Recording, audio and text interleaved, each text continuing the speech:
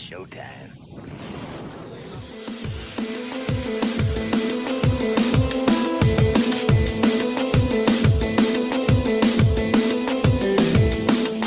Bad boy entertainer.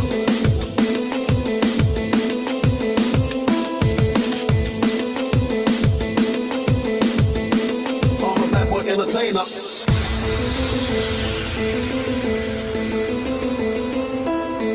Bad boy entertainer.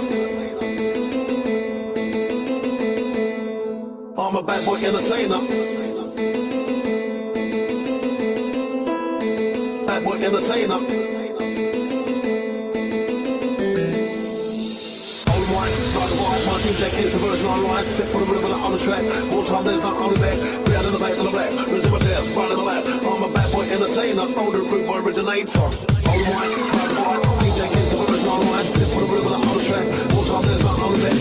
On the back, on the back, on the back, on the back, on the back, back, on the back, back, back, back, back, back, back, back, back,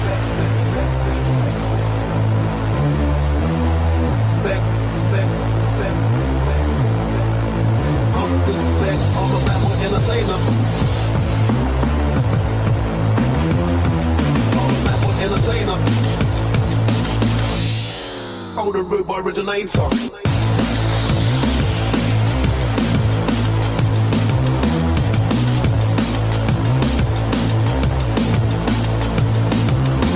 I'm a bad boy entertainer. Older root boy originator.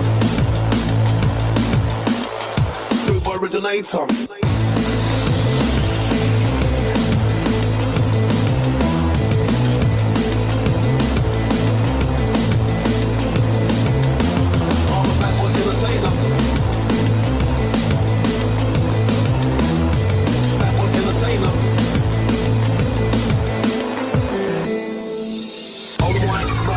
DJ Kid's the version online. Sit for the rhythm on the track. More time there's not on the back. Free out of the back to the black. Resume a test, smile in my back. I'm a bad boy entertainer. Older root boy originator. Old one, nice wine. My DJ Kid's the version online. Sit for the rhythm on the track. More time there's not on the back. Free out of the back to the black. Resume a test, smile in my back. I'm a bad boy entertainer. Older root boy originator. Dirty people now.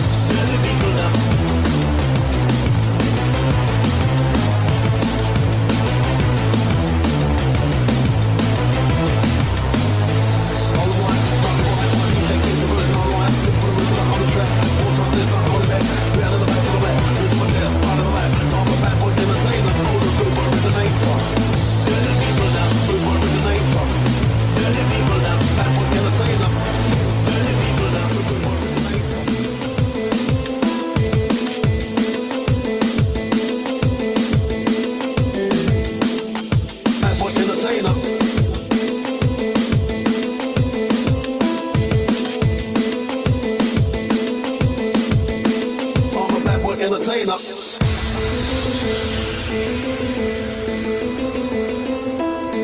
Bad boy entertainer. I'm a bad boy entertainer. Bad boy entertainer. Old wine, nice wine. My DJ Kid's the version online. Step for the rhythm on the track. More time there's not on the back. Free out of the back to the black. Resume a test, right in the lap. I'm a bad boy entertainer. Older root boy originator. Old wine, nice wine. DJ Kid's the version online. Step for the rhythm on the track. More time there's not on the back. On the back, on the back, on the back, on the back, on the back, back, on the back, back, back, back, back, back, back, back, back, back.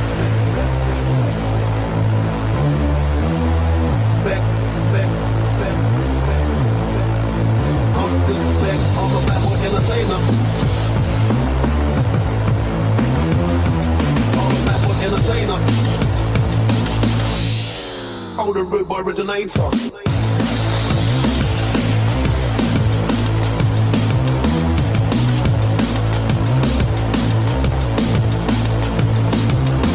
I'm a bad boy entertainer. Older root boy originator. originator.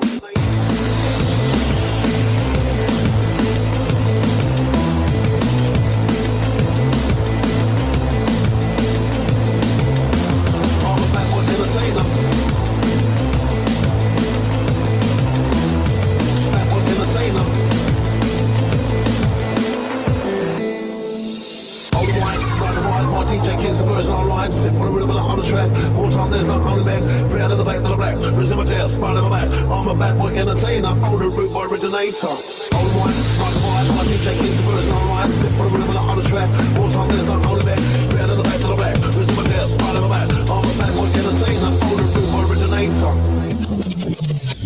Dirty people now.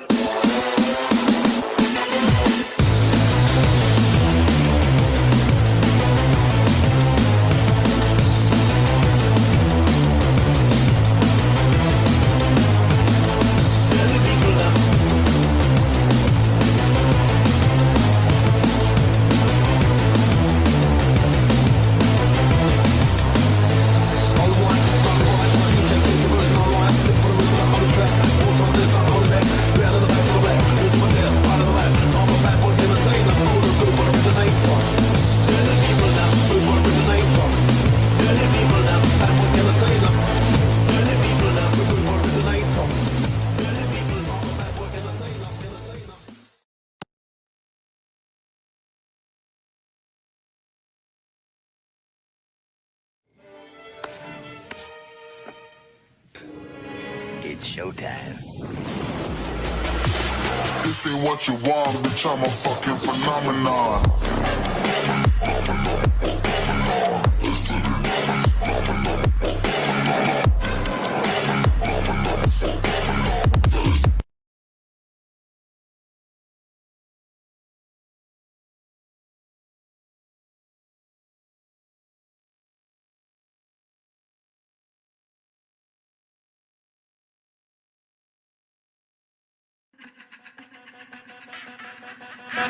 We won, you mad, it's done, too bad, boo-hoo, so sad. We won, you mad, you cry, we laugh, we wave the flag.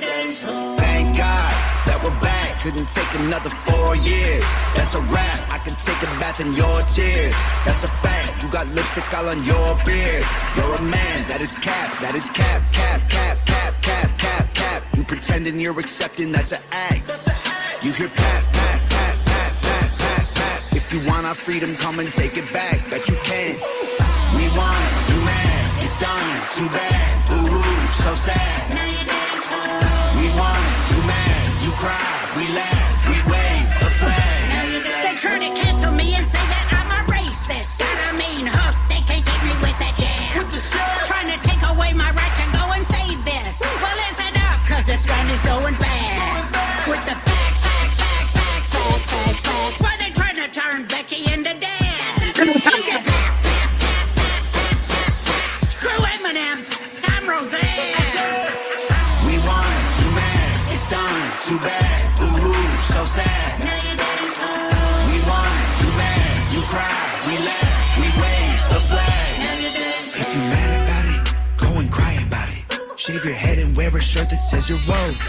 If you can't handle a lot of facts and make up lies about it, say goodbye to Joe, your daddy's coming home.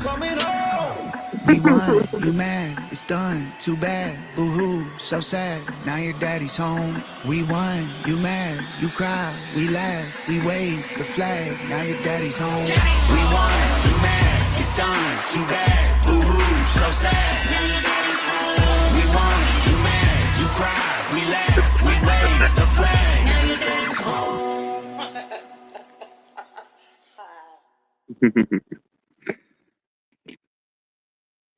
I like that. I like his one. What's it called? Bitch, you missed. I forget what it's called. I think it's called You Missed.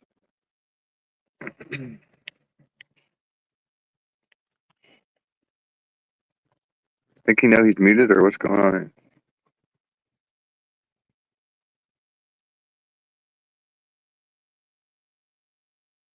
Hello? What the fuck is happening? Can anybody hear me? Yeah, it's me. Hello? Can you hear me? Oh, there you are. Hello? Hello. Yeah, it's funny. Yeah, I like him. Hi everyone. Hey, Kane. What don't I know? What don't I know? Twizzle. Man, be glad. Daddy's coming home. Daddy's coming home. Oh man, so good. That's all. Roseanne rapping. Dude, I woke up at Shaking her 12 o'clock this ass. morning with the most, dude. Wine gives you the worst dry mouth I've ever seen in my life when you wake up, like, in the middle of the night. Yeah. Water felt like a lifeline. Like, I've never appreciated water like that and consumed it in that kind of nature before. It was like I just discovered it. Like an oasis after walking through a desert for days. Oh, it was crazy. I had to drink more after fucking last night, dude. I was pissed. You know, like, you know, when sometimes you think to yourself, like, life just can't get any worse. People always say to you, no, it can't get any worse. Don't worry. Yeah. Things will start getting better. When people say that to you in the future, you just fucking ignore them. Just tell them they're full of shit. Because, like, literally, dude, every day I wake up and I think, no, it can't get any fucking worse. And then my phone rings. And it's like, you know, so my sister's, I take the dog out today for a walk, and my sister phones me, and I get hardly any reception. All I hear is, Dad's in the hospital. So I'm like, shit, so I can't get hold of her. Then eventually I get hold of her after a lot of panic, and it's like, he fell over this morning. He's got Parkinson's. He's really bad. You don't get Yeah, so he fell over. He smashed his fucking hip, like split his hip in half, and his like where his hip is broken in two parts. His femur, you know, the top of your leg. Yeah. That bone has gone up into his groin. It's like, dude, he's like 80 years old. He's got Parkinson's, And now his hip's broken. It's fucked. And I went over to see him. He's all like morphined up and stuff, but he's not in a good way. I mean, he can barely talk. I hate this. Like, people give me shit for this, but it's like I'm talking about my dad, and I'm talking about like actual technical terms here. He's basically geriatric. Do you know what I mean? He can't function. He has no autoimmunity. He shakes so much with his Parkinson's. He can't talk. He really struggles. Jesus. So yeah, he's never, like I say, he's 80 years old. He's never spent like a day or a night in the hospital in his life. Yeah. So he's obviously like pretty scared. It's it's horrible seeing him lying in that bed, because so they've got him laying down flat, obviously, but they've got this thing attached to his right leg, which has got like a 1.5 kilo weight hanging off the end of it. So it's basically like somebody pulling your leg all the time to stop it from slipping back up into his groin. They got to operate on him tomorrow. Jesus. But they've you know, he's stubborn, and the thing is that Parkinson's makes you even more stubborn. Yeah.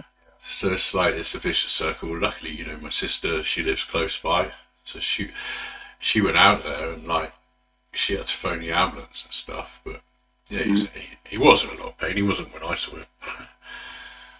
He's sort of like, he's off his tits or morphine or whatever it was they're giving him. But yeah, so now he's got to have major surgery tomorrow. To be honest, I don't know what his chances are of getting through that. No, I'll be alright. To be honest, yeah, I guess so. But the problem is, I don't think he wants to get through it.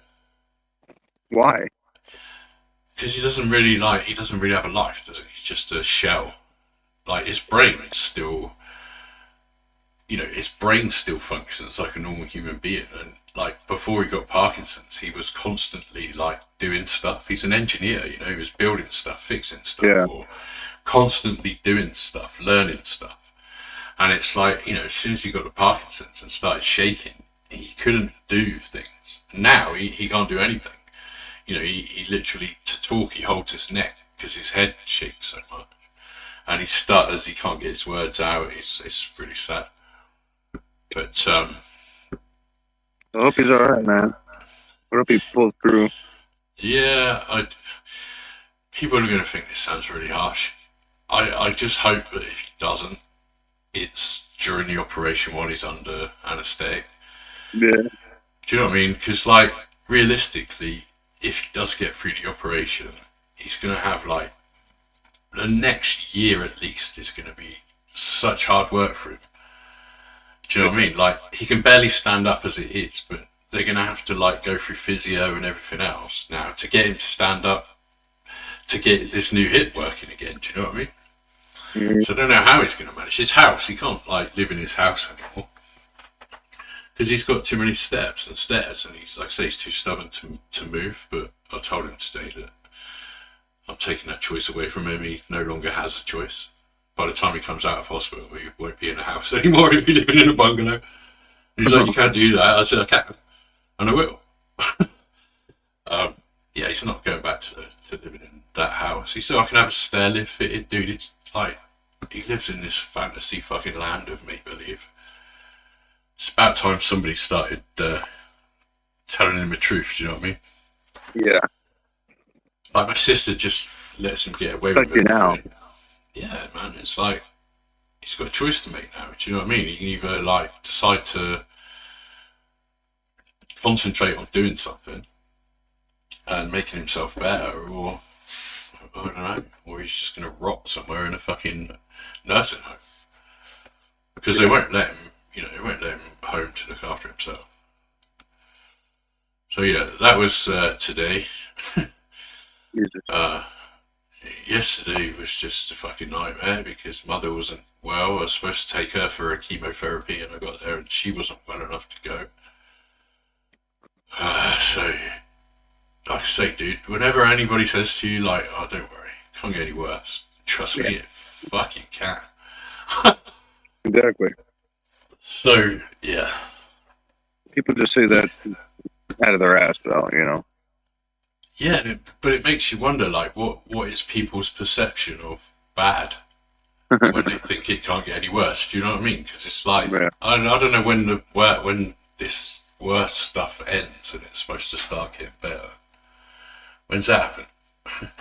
How did he fall to us? He just literally stood up, and just fell and landed right on his hip, obviously. But he said he'd been feeling not well for a few days. He was having trouble breathing before. This is quite savage as well. This is how I know he's given up, right? My sister was saying that when the EMT, the ambulance people arrived, and they had to give him gas and air for the pain and stuff. Yeah. He was struggling to breathe, obviously, because he was panicking and he was in pain too. He was really struggling to breathe. So my sister said she was watching him and he was grabbing hold of his neck and squeezing his own windpipe to try and stop himself from breathing. What the hell? Yeah, dude, he's had enough. I don't blame him. That's what I mean. It's weird. But I don't blame him. He's got no life. He sits in a chair in his living room, shaking, and his whole body just shakes uncontrollably, and he can't do anything. It's not life, is it? Not really. So it's I wouldn't want to fucking live like that, dude. I don't want to live like that. I've told everyone close to me I'm not fucking wanting to live like that, thank you. The day I can't go to the bathroom by myself, that's that's life over for me. Mm-hmm. Sorry if that sounds selfish to some people, but everyone's got their own limit, haven't they? So anyway, yeah, that's my. I'll just take an elevator to the fucking tallest building I can find, because they don't let you. They don't allow you to if you have all these problems and it's not really worth you living anymore, you can't even make a decision to help them take your life peacefully. No, I mean they did just talk about some new laws,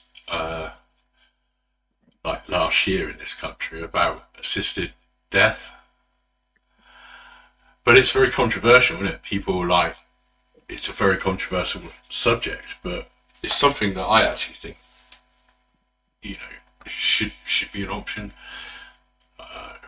Each to their own, but at least it's a peaceful way of doing it. Do you know what I mean?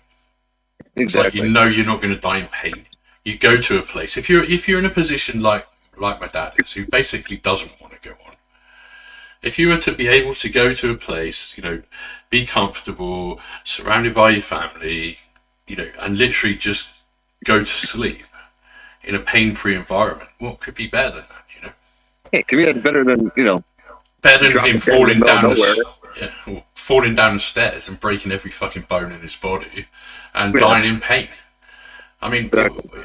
what would you choose? You know, your options become limited. But anyway, so yeah, like I say, that was my day, and there's some, like, because I live in some ass backwards village, they always have these dumb festival things, and like, you know, this thing they call wassail. Ever heard of that? What? Wassail. I don't know. It's to do with like cider and drinking. Look, it's a tiny village. It pisses me off though, because then, like, we just get cars parked like wherever the fuck they want. And it was really tight earlier when I was coming home. I was already mega fucking stressed. And I fucking reversed into the back of a car that I didn't see. In my new car.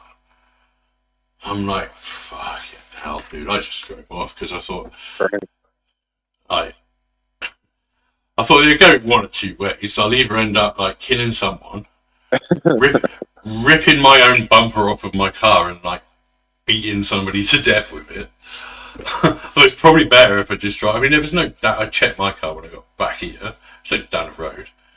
Yeah. There's no damage that I could see. So I don't know, but I did hear a bit of a crunch. Fuck it, dude. I'm like, not in the mood for that. So yeah, let's find something funny to laugh at, shall we? Let's find something funny. Not that, you know, life isn't funny. Oh, how did you sort that shit out last night? Well, I'll be sorting it out on fucking Tuesday for sure. Say it again. I said I'll be sorting it out on Tuesday for sure. Is it, are they on holiday now? Yeah. I guess, yeah, Mondays, but they probably wouldn't, they wouldn't have school anyway on Monday because tomorrow we're getting a big ass snowstorm. Oh, yeah. So, yeah, I'll take care of that shit. And if the school won't take care of it, then I'll take care of it personally. I'll beat the shit out of their parents. I will. Yeah, why not? Oh, It's only down, Mike. I'll get a flight, come over there and do it for you. Yeah, bro. I'm in Listen, the bro, it's only once you realize you can bail yourself out, and you kind of have an understanding on, you know, what they would give you, you just fucking do it. You know. So I don't give a fuck. Yeah. School better do something. It's found this to lighten the mood, especially for you, Willie. Yeah, I was hot last night. Yeah, I noticed. You didn't even notice Frank was in chat. I noticed shit, dude. I would have killed Frank if I fucking saw him. I know, and I'm so glad you didn't see him because he was only there trying to get you to bite. Do you know what I mean? Shit on him. He was trying to get you to react, and I'm like, I was watching his comments out of the corner of my eye, and I could see, like, I didn't even notice. but I wasn't 100% sure if it was him, and then somebody asked him if it was him, and he's like, yeah, and then, yeah. So, I was kind of watching that, but I was thinking, Jesus, like, if Willie sees him in there, dude, yeah, but I want him to, if he ever has the balls to come up here and fucking open his mouth, I would love to fucking speak to him. Well, he was like, oh, he made a comment in the chat saying, oh, I'd love to have the link right now and all this, and I just thought, no, not now. No, he wouldn't. He's a bitch. I'm not doing that now. Let's start out. So Honestly. anyways. I'd love to have him up there. Yeah. What the fuck he wants? It's just for you, Willie. Deadly. Deadly cats.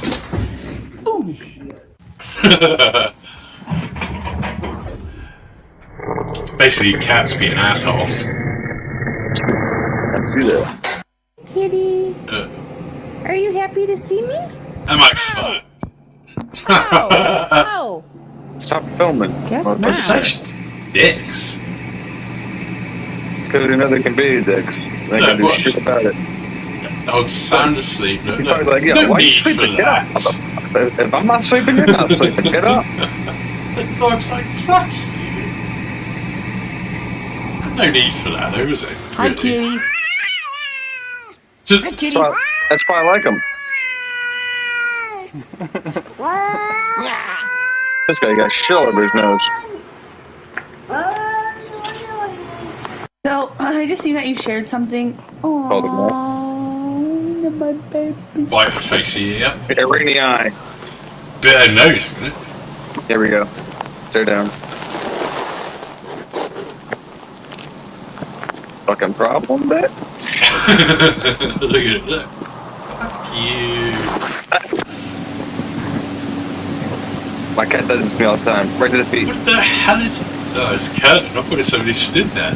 Yeah, every time I walk by something, my cat's waiting. I don't know how my cat knows where to be waiting. But they know, bro. It's like, I swear, they calculate your movements and they figure out your paths of travel. And people think cats are dumb. Oh, that's smart as shit. Fuck yeah, dude. Not just that, their reflexes are faster than a snake.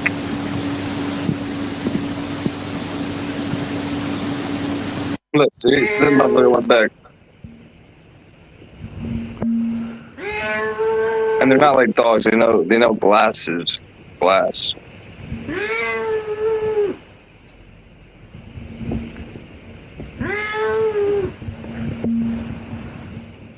I got a lot of hair.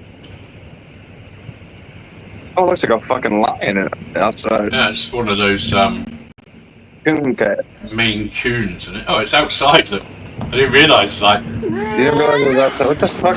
I thought they were both inside. I thought you were just trying to tell me to get out of the way. I just told you about the window. What the fuck? I know. Dude, I've been home for like 2 hours. All I've done is smoked savage weed. Honestly, this stuff is savage. He look pissed off. He's ready to fight in a heartbeat. Dude needs to clean his kitchen. Look at that motherfucker. Look at the cupboard, look. Sneak attack, sneak attack. Smack him. Look how dirty this dude's kitchen is. My cat would definitely see that in the corner of his eye. Obviously, what he knows is I was going to shut the cupboard on him. So. No. He has no idea. It's about to get smacked. Look. The one in the back is ready, dude. Here we go. Here we go. Such dicks. It's calculating how to do it. Alright, it has its plan of attack. Here we go.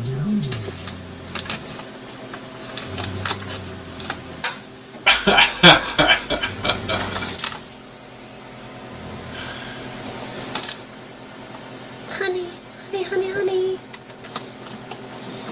Oh, where are you? Where the hell did it go? Whoa, what's that? Oh, shit. Where the hell did that one come from? I don't know. She's got too many cats and like all running around the kitchen. It's gross. Here we go. Yeah, fuck you. Fuck you. That's For no savage. Absolute savage, dude. Just for existing. Look, broke its eye socket. Oh, honey, are you That's okay? mean. Yeah, it's mean. Lucifer, Dick. you're such a dick. How'd that feel, Gross. bitch? And they don't care. They don't hide. They don't whimper. They just come out like, "Yeah, what's up?" Go for it again. I'll do it again. He's like, yeah, go ahead, try it.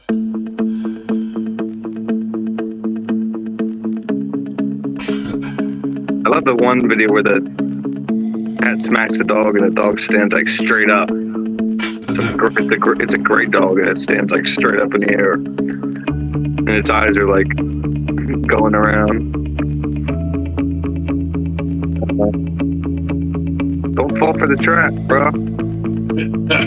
Savage motherfucker. No, 3 smacks before the dog, 6 smacks before the dog even knows what's going on. Bang, bang. But they're not lethal. Well, they are if they decide to go for it properly. Well, yes, I mean, you could tell the catch is playing right now. It's warning him. It's like, They're friends. go away from you. They're friends. The cat would lunge and fucking. Uh-oh. What the hell? Now this is devious. Look at that. He's trying to kill the dog. That one was trying to kill the dog. Suffocate it. Fucking everyone. Savage. Fucking dogs, dude. Dogs just take that. That's what we got. He's lost control over home. That's funny. Yeah, when somebody has like 10 cats, I don't think that's especially right. running around your kitchen like that. Yeah, that shit's sick. It's dirty. It'd be like pissing all over the place. Yeah, when people let their cats like walk around their food and shit, that I don't agree with.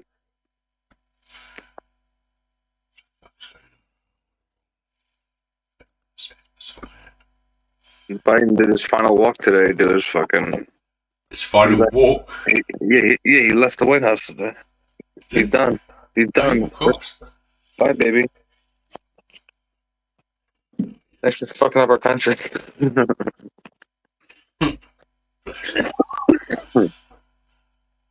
It's have you seen? There's a video.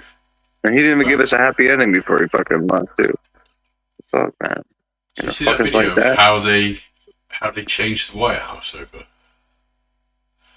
Like they do it all within a day. They rip the floors up and everything in the White House and the Oval Office. Really? Yes, it's pretty cool. I didn't know they did all that. That's pretty neat. Yeah, I didn't know that either. But obviously, the incoming get to choose like all new decor. Unless they were trying to do that to fucking rip up all the little droppings of cocaine that were all over the fucking area. Probably that's why. Yeah. Let's have a look what we got here. What else can we watch? These idiots.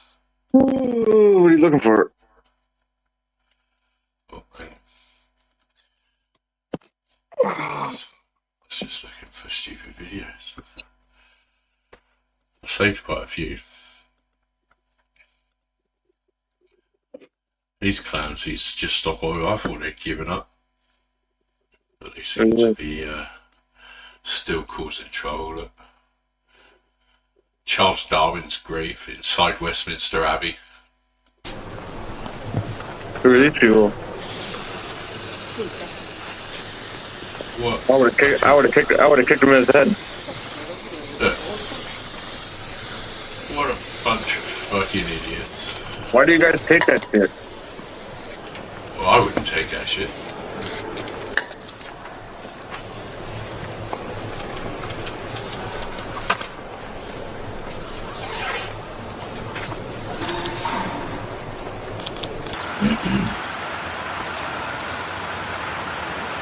What a pair of idiots.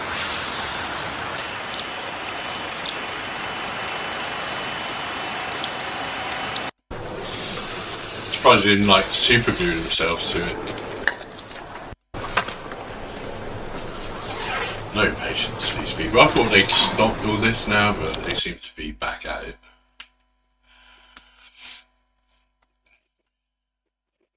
So I say, do you see that? Fuck. A prison officer who filmed a seedy sex tape with an inmate in a jail cell sobbed as she was sent down for 15 months today.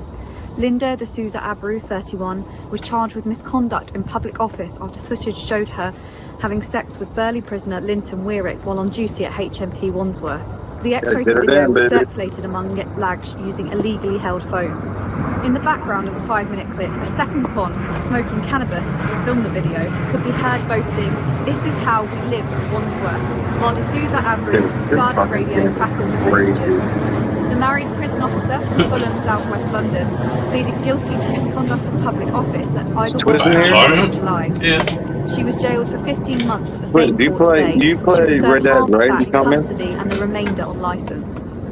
Sentencing her, His Honour Judge Martin Edmonds Bro, I got KC said, fucking at the time of the Red offence, Dead you were on, distracted from like I your told you, job, Nintendo and your Switch, radio and but it keys came were with at risk. That in itself Undead is a Nightmare. risk. An And dude, inappropriate relationship I'm with a literally freely roaming entered around into or the result of manipulation by a a prisoner realistic creates ass significant western risks town right to now, the good blowing order of heads the off of prison and makes zombies, the prison officer vulnerable to coercion by the riding prisoner horses and or shit. to It's carry fucking information or amazing. contraband. Such The relationships graphics are and shit utterly on it. corrosive within the prisons, Is and that new? sharing of recordings New. within the prison will make matters worse. I'm about to The die. judge said D'Souza Abreu's behaviour has led to female officers at Wandsworth Is it being new? subject to sexual New approaches to me. and regarded as fair game by prisoners. He said like children of 60 fellow bucks prison to do the officers have fucking also game, been but I teased about what their mums do for work. find a way He around it. continued, it is inevitable that the damage for which you were responsible She at must be Wandsworth trying to do spreads this to some degree fucking to news the prison report next estate. to an airport. It will impact on the reputation Yeah, of it the prison sounds loud as service and shit with there. that the prospects of recruiting and retaining staff. You are not responsible for the wider problems of prisons, but you have added to them. The level of harm is high, indeed very high. Yeah, remastered. Cops launched a probe into the raunchy video after it went viral on social media in June. Mum of one, D'Souza Abreu, who is originally from Brazil that and shit shares on an my OnlyFans GameCube, account with her if I'm not husband, mistaken. was arrested at Heathrow Airport trying to board a flight to Madrid the same day. The court heard how she had phoned the prison as she fled to the airport to say that she would not be returning to work and that her husband would bring her equipment back. D'Souza Abreu answered no comment to all questions in a police interview, Assassin's but provided Creed a were written great, statement in which Kate. she claimed she was acting that under game was duress nuts. the entirety of the time. All of them were She good told as well. investigators she'd been left alone on the fourth landing when she was ushered into the cell by Weirick and the other inmate, adding, "I was terrified for my own safety. If I had tried to resist or not gone along with it, I was sure I would be raped or sexually or seriously That's assaulted." bullshit. Prosecutor Eloise Marshall KC branded the account which D'Souza Yeah, Abreu crazy looking later as that. resiled as At entirely one point, he false. said, She "Let's said get it further on." checks of her prison-issued body-worn camera revealed clips of relevance, including one of the prison officer giving Weirick oral sex earlier that day in a separate incident. Ms. Marshall said it was clear that the tryst was intentional and deliberate and that she had undermined the authority of all prison staff. In mitigation, D'Souza Abreu's defence barrister, Rajiv Menon KC, said his client has since been diagnosed with severe borderline personality disorder Oh, come and on. ADHD, which the judge agreed was a significant factor in her offending. Today, a spokesman for the prison service said, while the overwhelming majority of prison service staff are hardworking and honest, What's ADHD got to do with a banging an inmate? Who the fuck knows? Like, pisses me off. People like. I wonder if the Spartans. I wonder if the Spartans use like these excuses. I have ADHD. I have depression. I have this. I'm trans. You know, like, none of that shit fucking. Like none of that shit fucking worked back in the day, Have bro. you ever heard a court case like this? That's another That's another 93. That's another 93. If you can believe it, it's just for a misdemeanor trespassing charge. This is Daryl Jarrell, the defendant, and this is Judge Cedric Simpson, who you may recognize from another of his court cases that went viral. Mr. Harris, are you driving? This is a driving while license suspended. That is correct, Your Honor. And he was just driving. Yeah, Judge Simpson can't quite catch a break, can he? He sets a court date in September for Jarrell, and apparently that was the last straw. This is you know what? What was that? No. I'm going to tell you what. You don't come It was effing his what? Okay. He was out of order in court, and you know you said he can't was get away with effing just his ass? talking, especially the judge like that. That's ridiculous. And it continued as the bailiff hauled Jarrell away. That's another 93. That's 693s. How do you think the judge handled it? Pretty good. I mean, hopefully he said something at a time, but you read what you saw. Judge Simpson quickly moves on to the next case, Keith Jenkins, who watched the entire debacle. I just seen it. How you doing, Your Honor? How you doing, sir?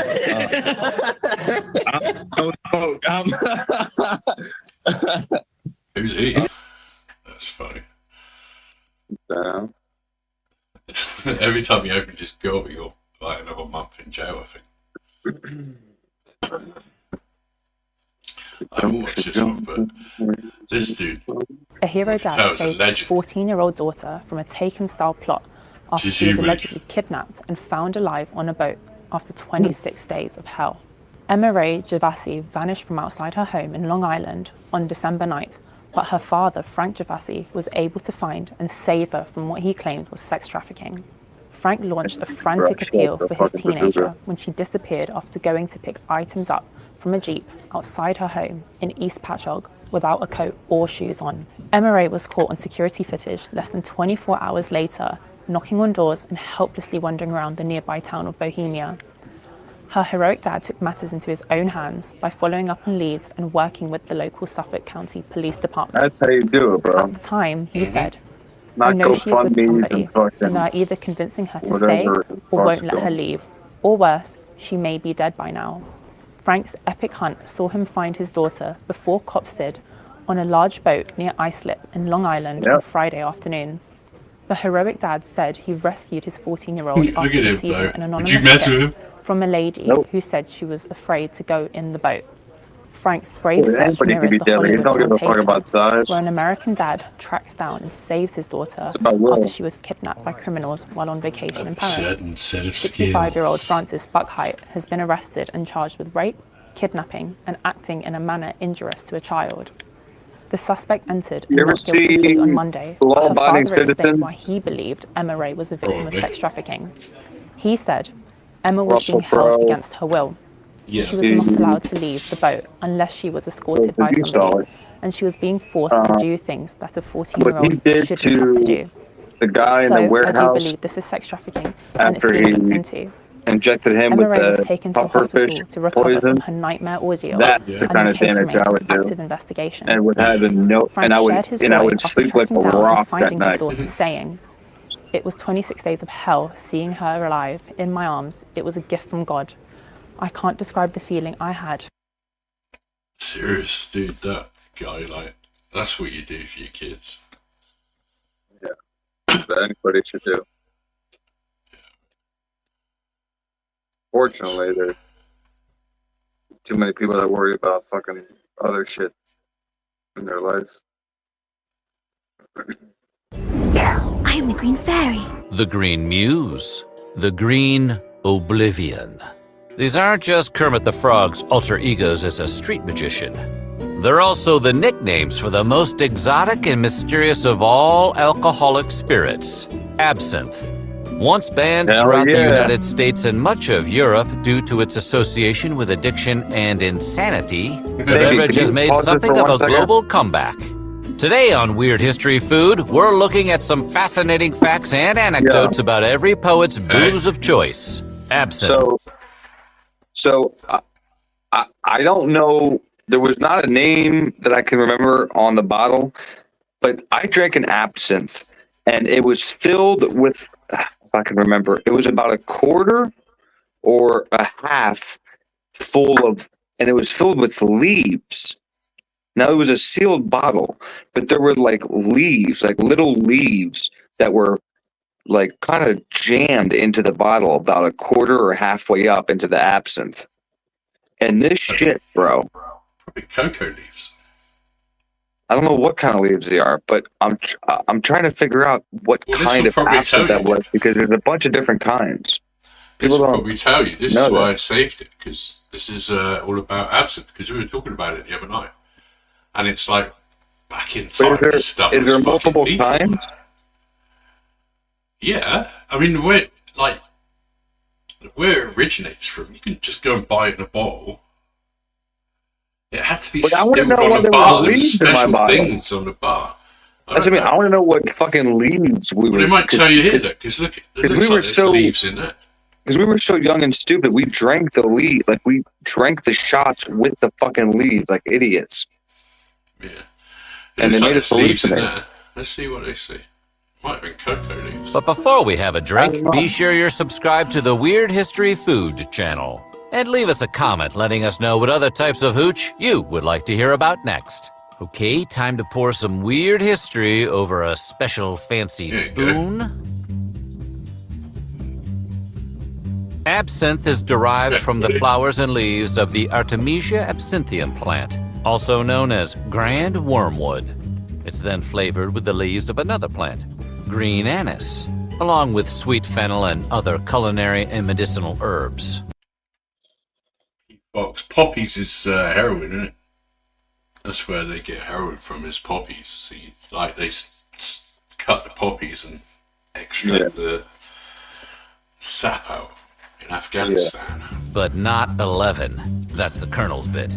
It's particularly potent compared to similar spirits, with anywhere from 45 to 75% alcohol by volume. Now, that is a party. Because it's so potent, absinthe is often diluted with water before being consumed. It's believed that the first absinthe spirits were produced in Switzerland in the late 18th century. The wormwood plant, though, has been consumed by humans for its medicinal properties dating all the way back to ancient times. There are papyrus documents from ancient Egypt, potentially composed as early as 3500 BCE, which describe using wormwood to treat intestinal parasites. And in ancient Greece, women who were giving birth chewed wormwood to ease their labor pains. In fact, the term ancient Greece, where everything else fucking stems from. You're welcome. You better drink some absinthe for your stomach.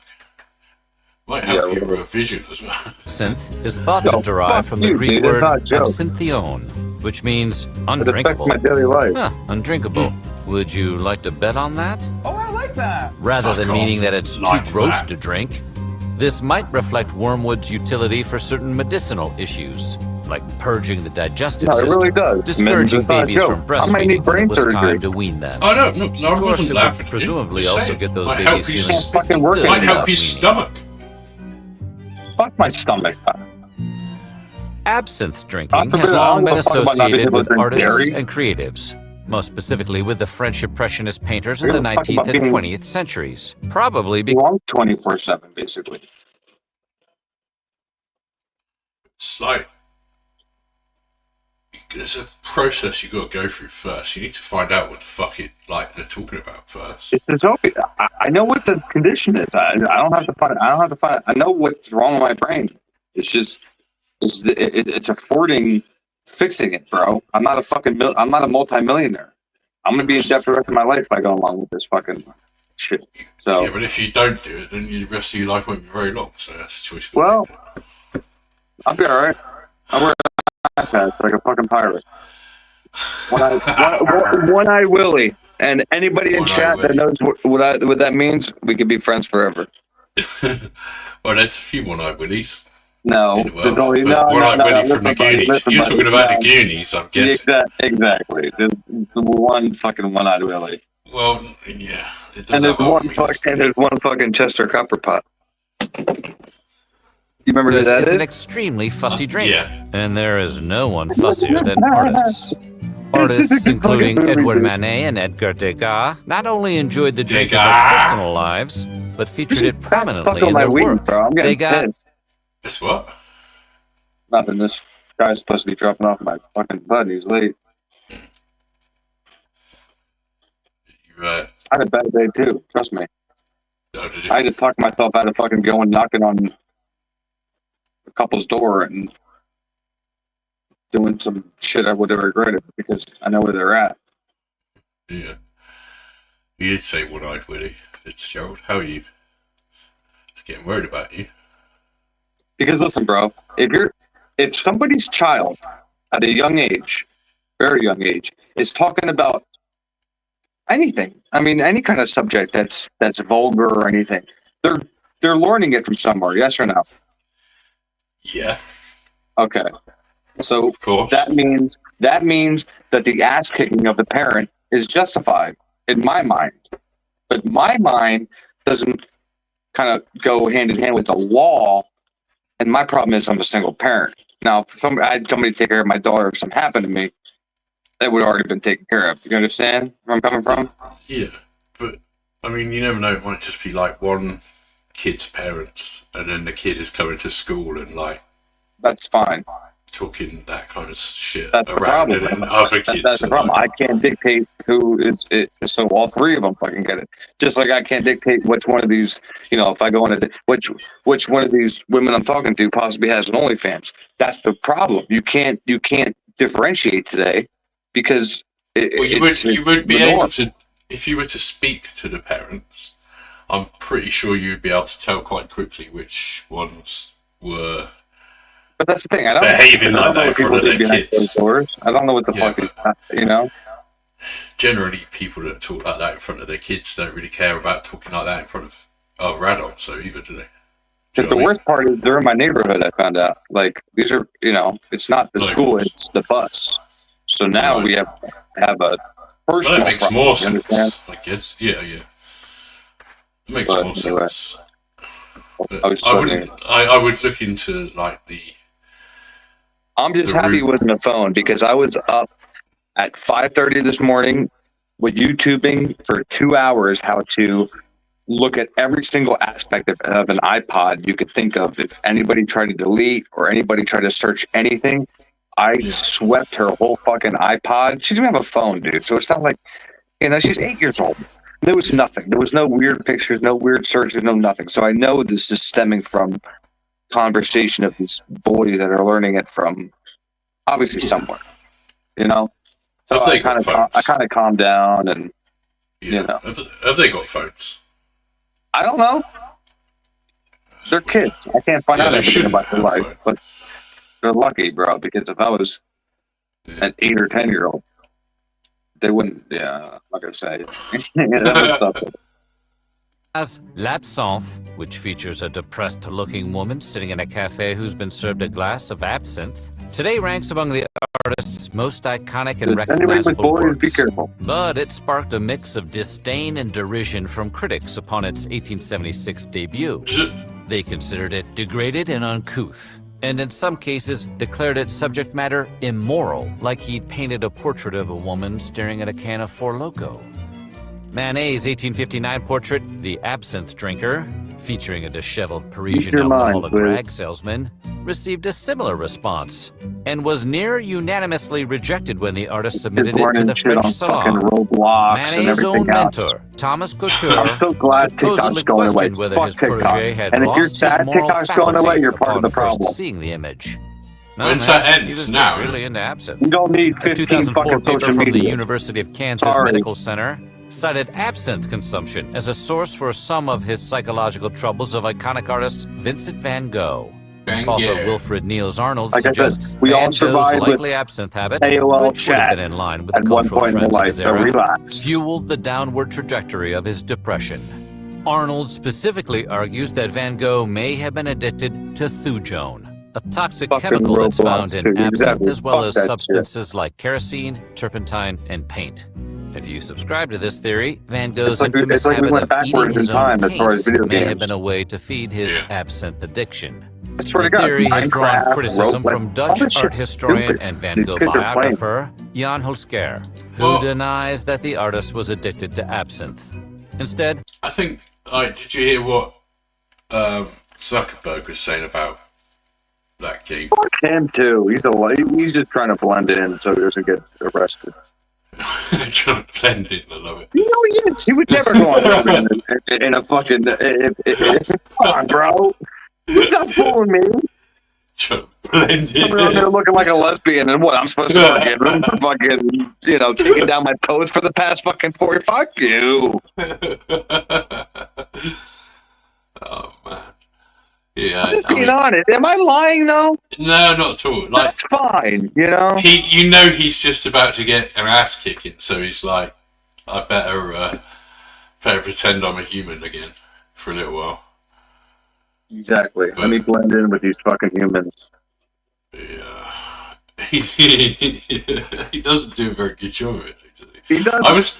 There was parts of that interview where I was like almost convinced, and then like he had to go over his mental checklist of like the things he talked about, and that was basically all to do with like his new Meta products. That's all he gives a fuck about. Remember, he fucked over his best friend to fucking take control of his company. Remember? I've seen the movie.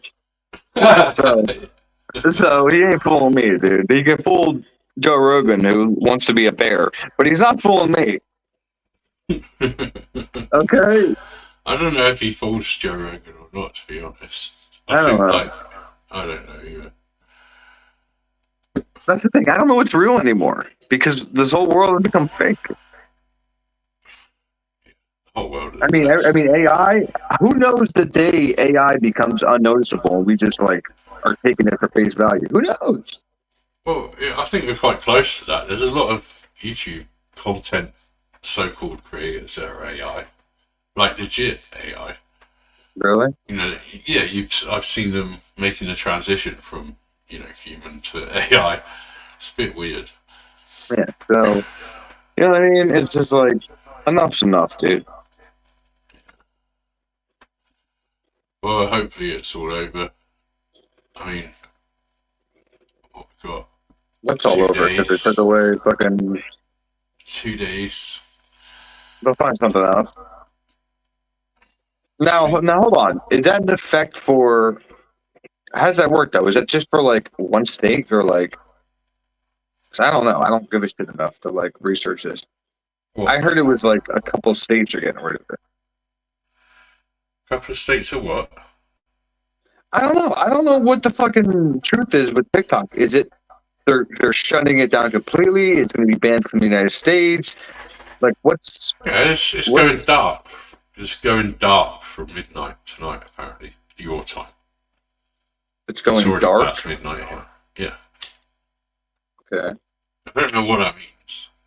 Yeah, exactly. Me neither. I don't know today's lingo, bro. It just makes it. It basically. Have you seen like all these people that have made like their living off of TikTok?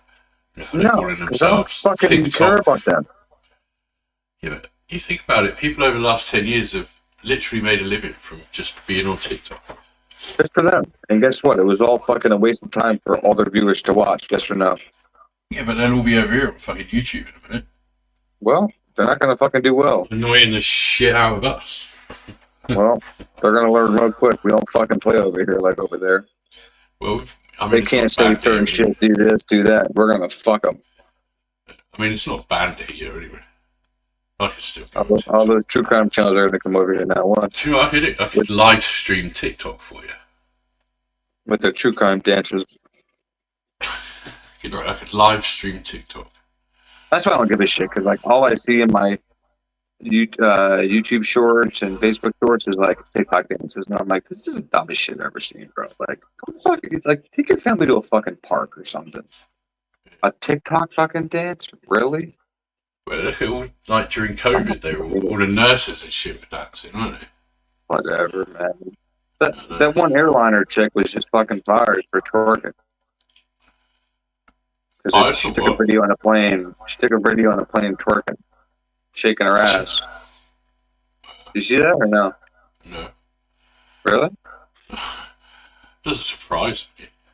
I mean, what was that? Was that Virgin Airlines? They've got this whole advert in this country, Virgin Airlines, of like they're basically happy to say that they're she had a fat ass, but don't be shaking your ass on camera because people post that just to, you might think your coworker is friends with you, but they'll post that just to get your job title. Like, oh, she's the manager. I'm not the manager. I want her job. Let me tell so-and-so about this, and boom, all of a sudden you're in trouble. You know what I mean? Yeah, I get it. Why is this not? So.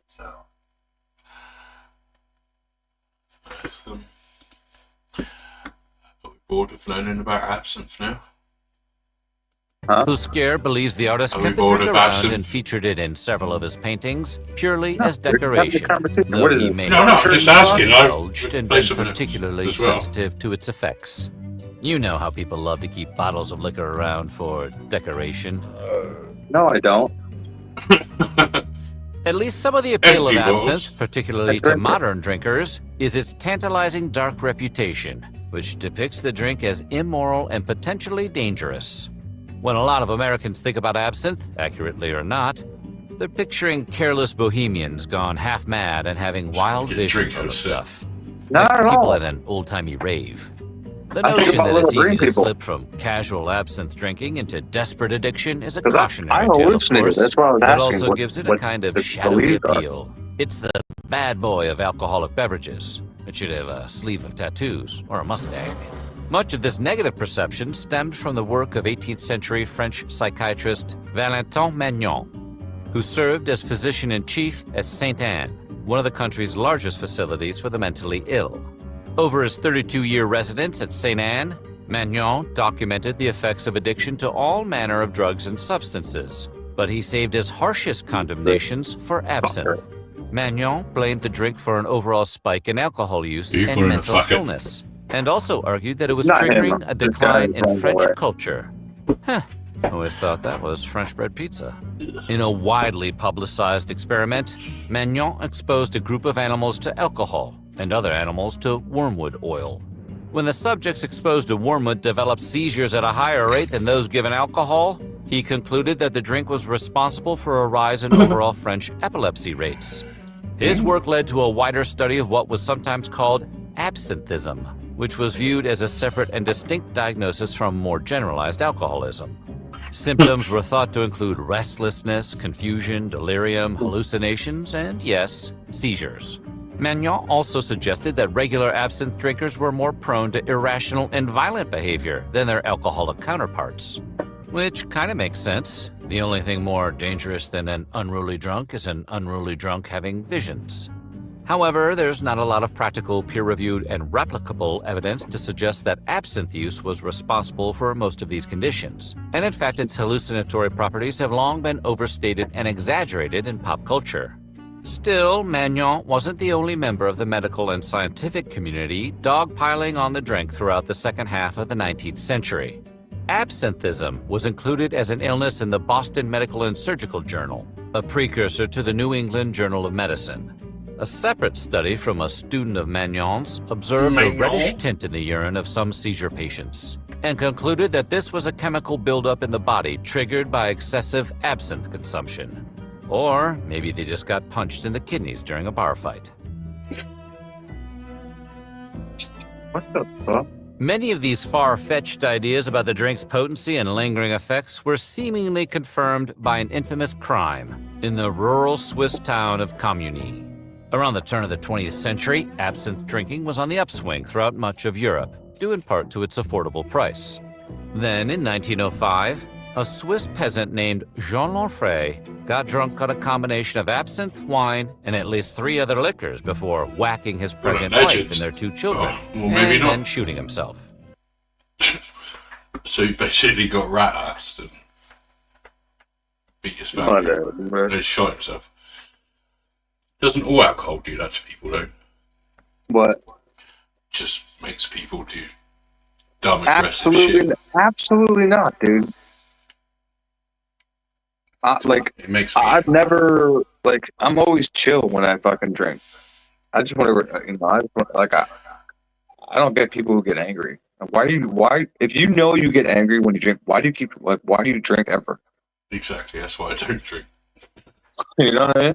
That's exactly why I avoid it. Because, especially liquor. What are you doing?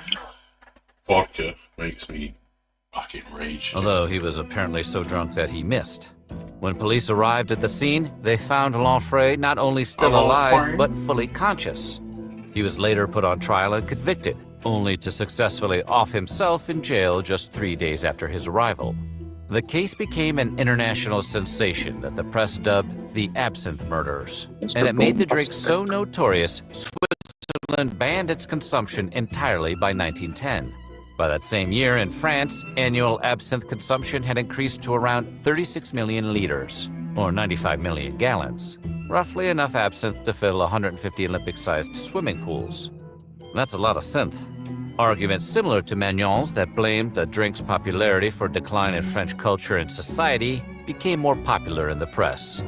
The absinthe trend was also anecdotally implicated in a number of other French social problems of the era, including declining birth rates, an outbreak of tuberculosis, and an uptick in both violent crime and suicide. And to be fair, the drink did not have an alibi for that tuberculosis outbreak. The onset of World War I eventually gave the French temperance movement the ammunition it needed to pass a full national ban. New recruits attempting to sign up for the French army at the start of the war were failing medical exams at an unprecedented rate. By some counts, around 20% of the volunteers were deemed unfit for military service. Those aren't good numbers. When the blame was placed on excessive absinthe drinking, public sentiment decidedly shifted against the drink, and it was nationally banned by 1915. By Kane is it's one of your alt accounts, that Maori account. Is that you, Lana's? Huh? Detective Maori. I think it's Kane. He's got so many alt accounts. So funny, dude. Oh, really? It's like Detective Maori. At that point, France was one of the last countries in Europe to outlaw absinthe. Whether or not absinthe was ever fully criminalized in the U.S. actually remains somewhat debatable due to the specifics of the law. Absinthe, the drink, was never specifically subject to a ban in the U.S. Instead, it was illegal to possess products containing thujone, the potentially toxic chemical found in absinthe that was blamed for Van Gogh's madness. Because, you know, it probably wasn't all that paint he was eating. Any product that contained thujone at a rate of more than 10 parts per million was banned from sale or distribution in the U.S. While some older studies suggested that absinthe contains up to 250 parts per million, amateur microbiologist Ted Breaux has performed some experiments on vintage American absinthe and found that it's more like... See, you see that thing he's got in front of him? Masada used to drip cold water, like out of there, ice cold water, over the top of the sugar cube. Yeah. It's bizarre, isn't it? Like 5 parts per million. That would technically mean that absinthe had been legal all along, making the 2007 push to decriminalize it in the US sort of unnecessary. But hey, I guess it's good to know for sure. The bans naturally led some undaunted enthusiasts to experiment with different absinthe alternatives in an attempt to replicate the same sweet, dizzying effects, sometimes with particularly bad results. It's Mr. Potato like Head. that synthetic weed you used to be able to buy at gas stations. Yeah, you should not do that. No, Still, rumor has it that in the that. 1940s and 50s, some brave explorers combined gin with the pesticide dichlorodiphenyl trichloroethane, also known as DDT, in a cocktail known as a Mickey Slim that approximated the effect of drinking absinthe. Yeah. It also approximated the effect of drinking pesticide and a pretty effective wrestling That was a finishing move, Well, buddy. today we know that DDT is very dangerous for humans to consume, leading to some of the very same symptoms Dr. Magnon blamed on absinthe. In the 1950s, it was seen as mostly harmless, like smoking in hospitals. So drinking a gin and pesticide cocktail didn't seem quite as outlandish an idea as it would today. It smells really good. Nonetheless, there's not a lot of hard primary source evidence that many people really did drink Mickey Slims, even back in their supposed heyday. It might have never actually happened. Boy, let's hope so. That's not a hangover anyone needs to experience. Another legend claims that absinthe was partly responsible for the British loss in the Battle of New Orleans during the War of 1812. British troops invading the city were repelled by American forces, led by future President Andrew Jackson, and sailing ships provided by French pirate and privateer Jean Lafitte. The story goes that Jackson and Lafitte worked out their negotiation to join forces during a secret meeting over the familiar green beverage. In exchange for a full pardon for Lafitte and all his men, he provided Jackson with access to his fleet. And let's face it, the story about Andrew Jackson getting hammered isn't exactly the most difficult legend to believe. The specific location for Jackson and Lafitte's drinking session is the subject of some local controversy down in the French Quarter. The city's old absinthe house long laid claim to being the original site of the agreement. But in 1951, a nearby bar called Maspero's Exchange filed a lawsuit claiming the meeting had actually taken place under their roof and argued that they should get a historical plaque of their own. The case was ultimately dismissed, with the judge declaring, "Legend means nothing more than hearsay or story handed down from the past." In other words, make your own plaque if it makes you feel better. And with so many tales about the history of drug use in America, it's pretty hard to nail down actual evidence for a lot of these stories. It's very possible that some, if not all, of our major cultural myths about absinthe use and its replacements are apocryphal. But whatever the case, absinthe remains the mysterious green drink preferred by artistes and edgelords everywhere. So what do you think? Would you ever try absinthe? Let us know. Would you ever try absinthe? Yeah. Yep. Yep. Yes. try anything once, twice, just to make sure. I've tried it. There's a lot of different ones around, though, isn't there? It was nice. But that stuff they're talking about was... So you must have had the stuff with the... I found stuff with leaves in it, whatever the fuck that is. That's that herbs they were on about. Yeah. That's That's probably what it was, bro. It made us fucking all this. I'm telling you, dude. We were all seeing the same shit. It's crazy. So what's this? This is relevant. I will bring fucking people up here to corroborate During my the story, Second too. World War, the speed and surprise offensive into France by the German forces shocked the world.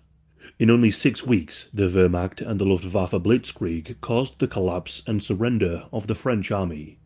One of the factors responsible for the victory can be the use of a rather disturbing performance-enhancing drug, pervitin, otherwise known as methamphetamine. In today's video, we will cover the use of this drug in the Third Reich, uncover some of the truths and myths surrounding the drug, and some disturbing examples of its use. It is perhaps helpful to start with a situation in 1933. The National Socialists managed to take power and began their Third Reich. The prohibition of the use of recreational drugs was not something that was of primary concern for the Nazis. Many of the Weimar Republic's laws on drug use remained in place, and addicts were not targeted in the Nazis' racial hygiene and eugenic laws. However, this was not the case for those addicted to alcohol, who often ended up in concentration camps. This could be due to the Germans' attitudes to taking drugs being fairly liberal and the consequences of World War I. Many injured soldiers had developed addiction to painkillers, such as morphine, including leading Nazi and the head of the Luftwaffe, Hermann Göring. Generally speaking, though, the Nazi attitude to drugs were that they were not needed by the Aryan race and were a Jewish ploy to weaken German resolve. Hitler pushed the notion of clean living, being a non-smoking, teetotal vegetarian. But he did enlist the service of a quack doctor by the name of Theodore. Damn.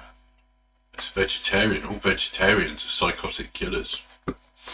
Or is that just vegans?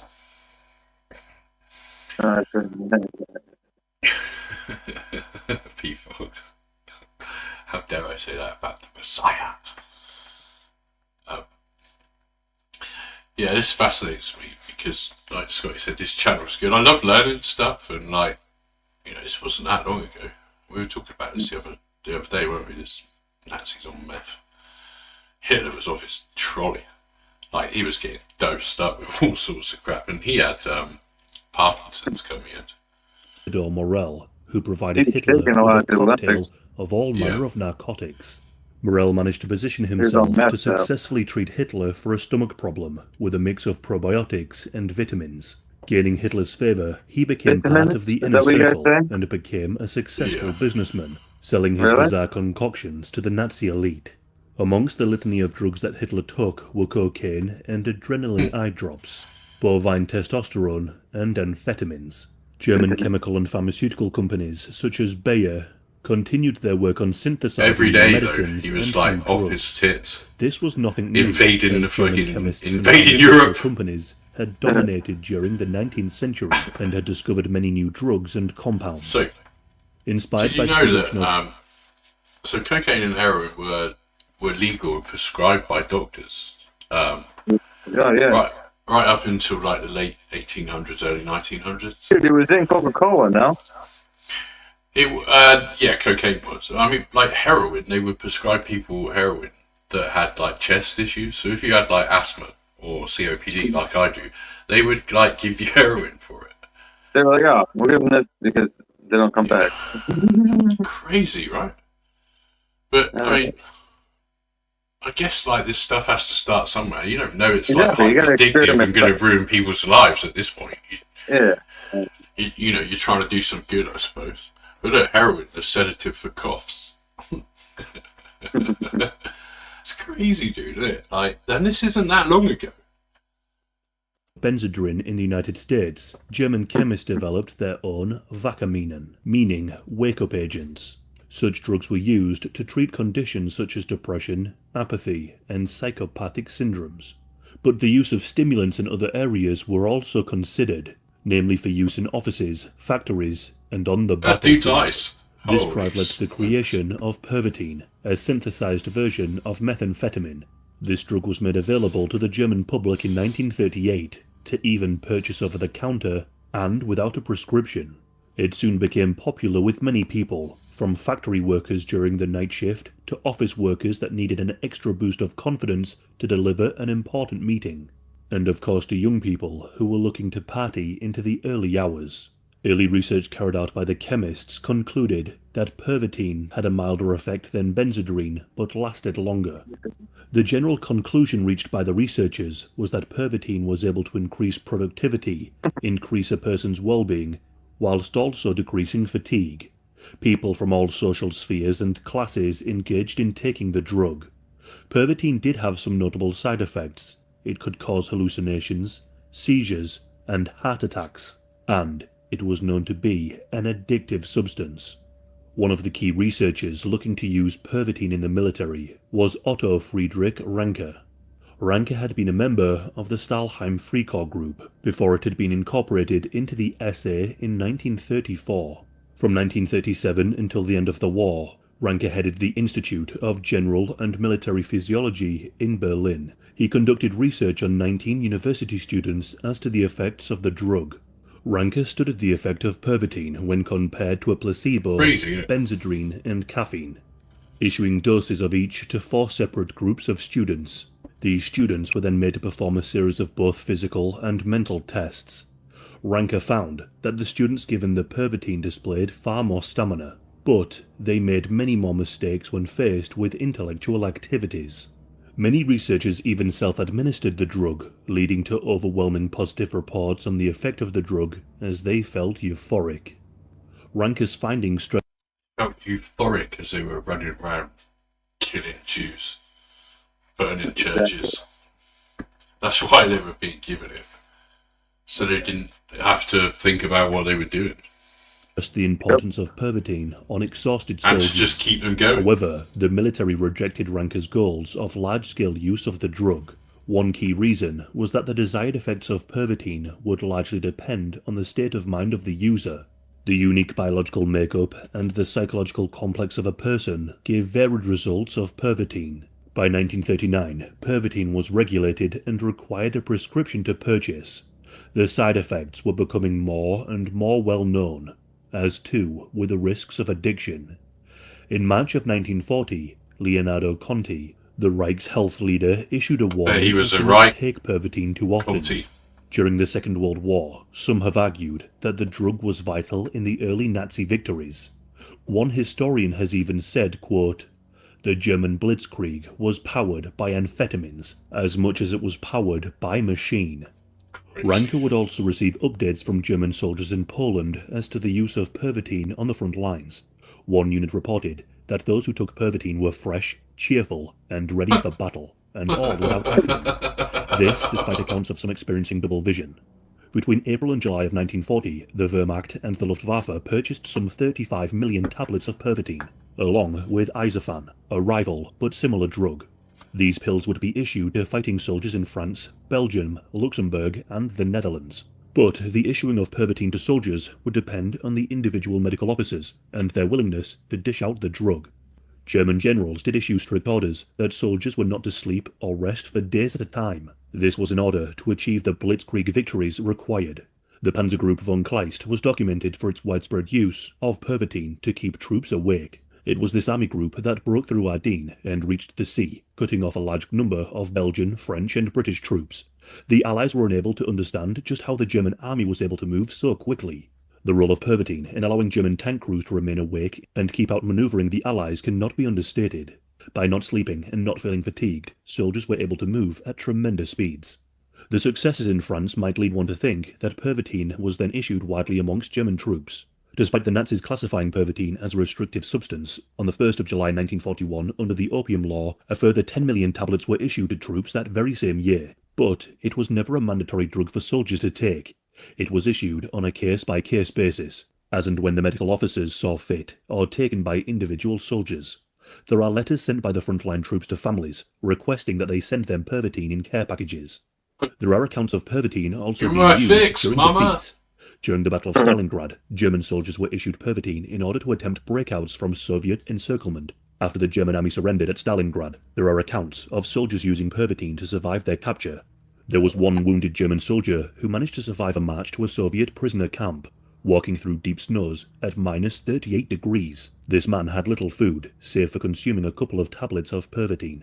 According to the soldier, he said, "Ultimately, I walked as if I was in a trance. My wounded legs just moved automatically. I didn't feel the cold anymore, nor hunger and thirst." Although not everyone who took Pervitin had a positive experience, there are accounts of a senior tank commander fighting in France. He took the drug and suffered a heart attack. The use of Pervitin as a social drug is confirmed in an account of another officer taking Pervitin with alcohol on a stag do. The mix of the drug and alcohol resulted in him dying. There are also accounts of Luftwaffe commanders well aware of the risks of taking the drug, yet they consumed it anyway. According to one fighting in the Battle of Britain, he took Pervitin well aware of the risks, but he could not present as being tired to those soldiers subordinate to him. The risk of taking the drug, when compared to the risk of being shot down, was for the Luftwaffe commander irrelevant. Despite so many people taking the drug, there are only few accounts of soldiers becoming addicted. It would be doctors with readily available... How can I be taking all that and not become addicted? It's nuts, dude. Like, imagine they're running around literally with machine guns and shit, like shooting people off their fucking tits. It's insane to me. But I bet it still goes on now. I bet they, like, if we went to war, they would jack soldiers up or something. Do you know what I think? Like a little pep up, you know? Oh yeah, why not? You're on the fight better, right? Yeah. Go boys, just drop one of these boys on the way out of the aeroplane. I mean, bro, if I'm going into battle, I'd be like, dude, give me a fucking 8-ball now. If I'm jumping out of a plane, if I'm jumping out of a plane behind enemy lines, it's like, yeah, fuck it, dude, just give me whatever. Here you go.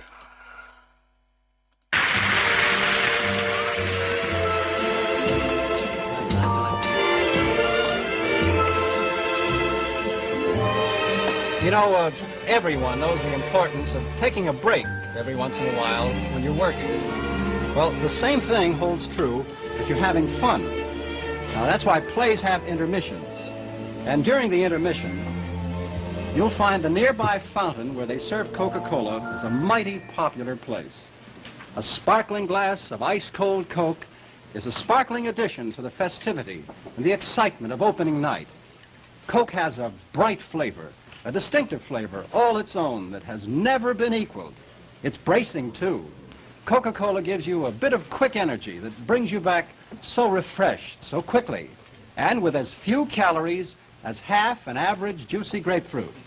So, at intermission time, or any time, pause and refresh. Stop at the fountain where Coke is served. Then you can relax with the most asked-for soft drink in the whole world, bright and bracing Coca-Cola. Give yourself a break. Have a Coke.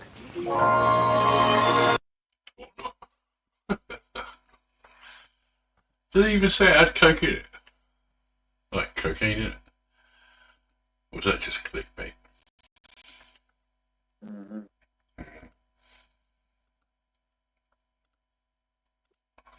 Let's see what they did to the British Army.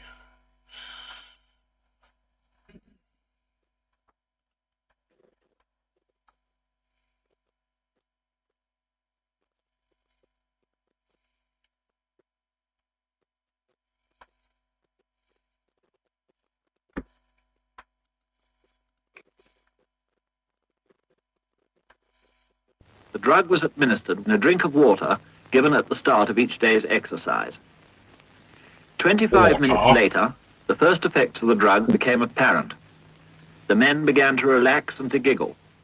But this man was more seriously affected and had to be removed from the exercise. Yeah, he waited. After 35 minutes, one of the radio operators had become incapable of using his set, and the efficiency of the rocket launcher team was also very impaired. 10 minutes later, rocket launcher to a dude on LSD. Urgency. Notice the bunching and indecision as they enter the wood occupied by the enemy.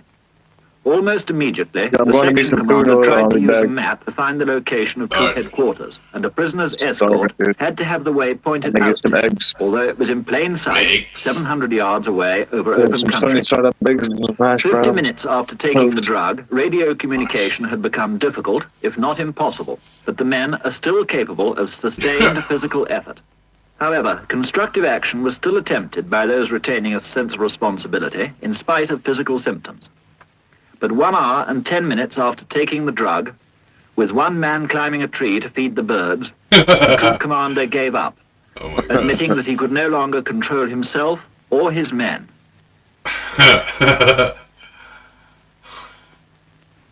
He himself then relapsed into laughter. When are they on? They what? They were on LSD. That's funny. Yeah, they were on acid. It was an experiment in the 50s and 60s, wasn't it? To see how, like, it's legit, it's not fake. There's no way fucking you can go to war on LSD. You'd be freaking out. No, but they didn't know, like, you know, they tried giving people all sorts of shit, didn't they? To make them LSD will not be understand fucking exactly give what you. was going on. Yeah, if you want to lose the battle, you give them LSD. Yeah, and then obviously, you know, the Nazis were giving people methamphetamine. And making them like... That's why they were so fucking crazy. Yeah. What's this? Hello? Oh, hello! This is MTV Cribs, Hellman style. This is the Ubraj compound patrol base in Musakala, the Helmand province. It is 4 o'clock local time, 16th of May 2009.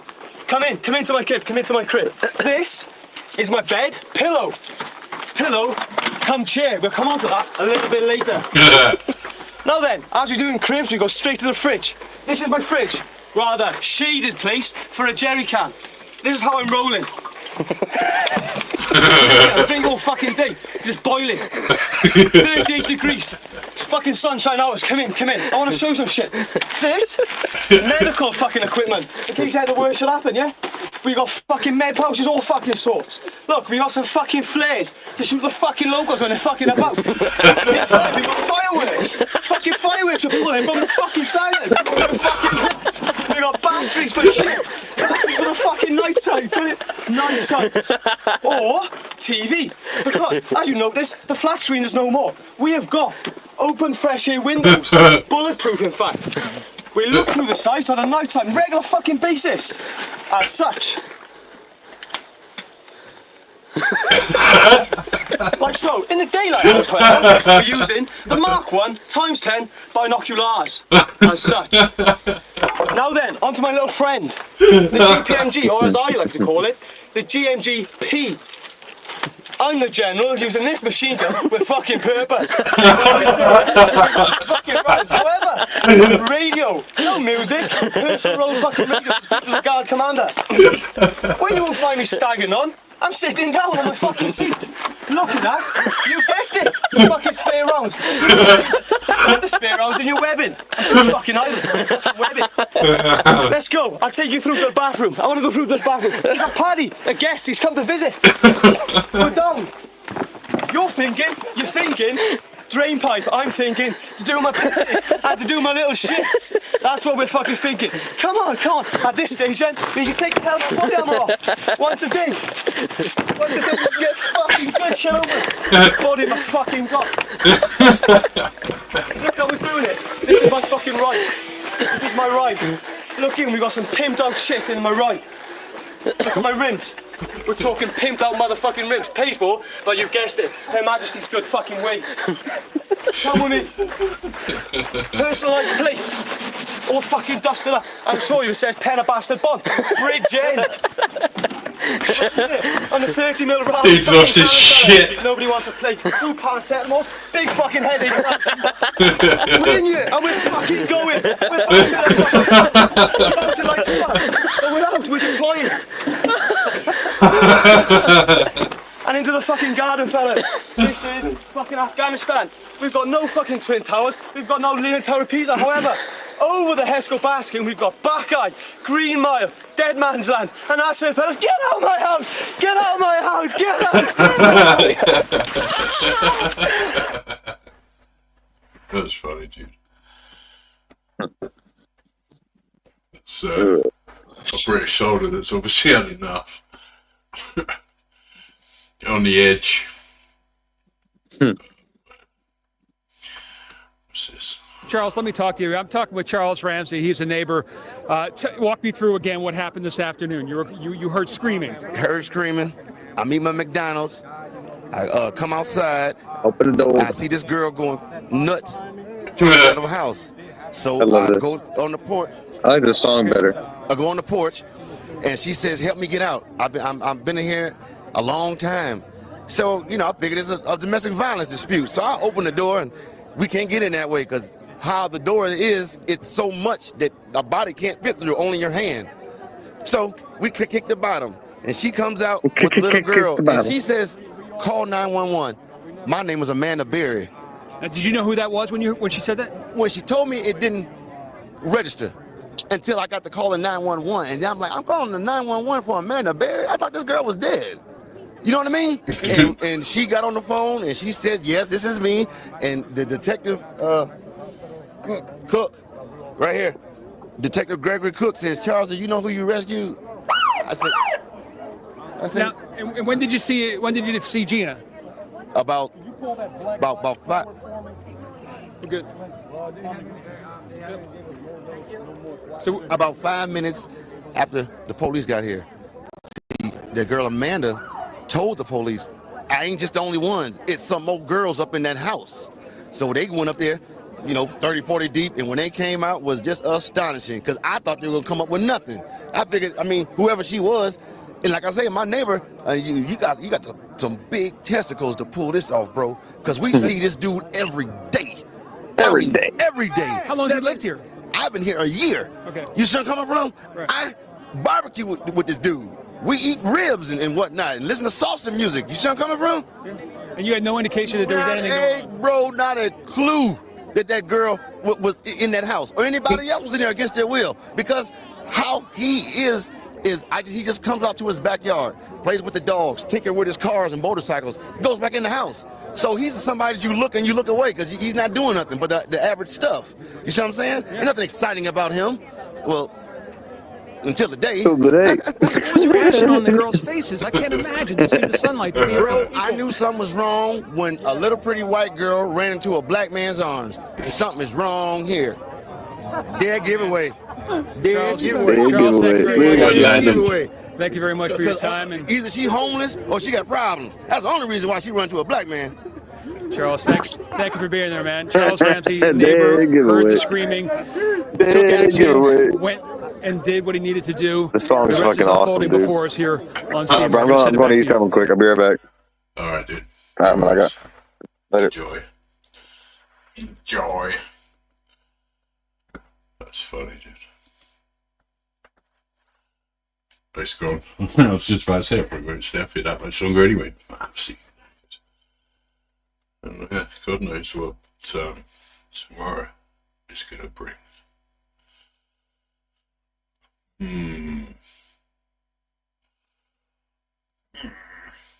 Terrifying moments for a woman who woke up to a strange man in bed with her. The woman screamed. Her brother rushed in to help and tried to fight the offender off. That break-in happened early this morning in the 500 block of Webster Drive in Huntsville. WFF 48's Elizabeth Gentle caught up with the victim. Elizabeth, emotions were running high. And Mark, the woman, the victim, tells us that a man broke into her house and tried to rape her. Her brother went in and he tried to help her out, but the man got away, leaving behind, though, evidence of his visit. Kelly Dodson was asleep with her little girl inside their apartment on Webster Drive when I was attacked by some idiot from out here in the projects. Dodson says her attacker used a garbage can to climb onto the unit's ledge, open the upstairs window, and then he got in bed with her. He tried to rape me. He tried to pull my clothes off. Dodson struggled with her attacker, knocking over items in her bedroom. Antoine Dodson heard his sister scream and ran to help. Well, obviously we have a rapist in Lincoln Park. He's climbing in your windows. He's snatching your people up, trying to rape them. So y'all need to hide your kids, hide your wife, and hide your husband because they raping everybody out here. The attacker got loose and went out the upstairs window, but he did leave something behind. We got your T-shirt. You done left fingerprints and all. You are so dumb. You are really dumb, for real. A private investigator photographed and dusted for prints on the lid of the garbage can and the window pane and ledge. Dodson says he's never seen the perp before, but sends this warning to whoever is responsible. You don't have to come and confess that you did it. We're looking for you. We gonna find you. I'm letting you know now, so you can run and tell that, homeboy. Homeboy. Now, if you have any information, He knows who you're it urged is. to call Huntsville Police Department. We'll have much more from the victims of that attack coming up tonight at 6. Reporting live in Huntsville, Elizabeth Janel, WAFF 48 News. Oh man, that's funny. I love it when you just go on tangents, get lost in humour for a little while. Back here live at the Waterfront Village with my friend, the zombie, Jonathan. You're looking good. Jonathan just got an awesome face paint job. What do you think? I like turtles. All right, you're great zombie. And good times here at the Waterfront Village. What did you think about the ride? It was great. And apparently, I've never been on live television before, but Definitely gonna be a kid, bro. I don't watch the news because I'm a kid, and apparently Grandpa just gives me a remote. Is that Donald Trump from like the early days? After we watch the Powerball. It's the Powerball. Tell me about the ride. What did you think about the ride? Well, it was great. Why? Because apparently you're spinning around, and apparently every time you get dizzy. Oh well, legend. That's all you do is get dizzy. Yeah. I've never ever been on live television. I never ever be on live television. Are you excited? Yeah, and apparently I only went down the super slide. When I went down the one, I was scared half to death. I just freak out. Okay. Heard screaming. I meet my McDonald's. We just wish. Come outside. I see this girl going nuts, trying to get out of her house. So I go on the porch.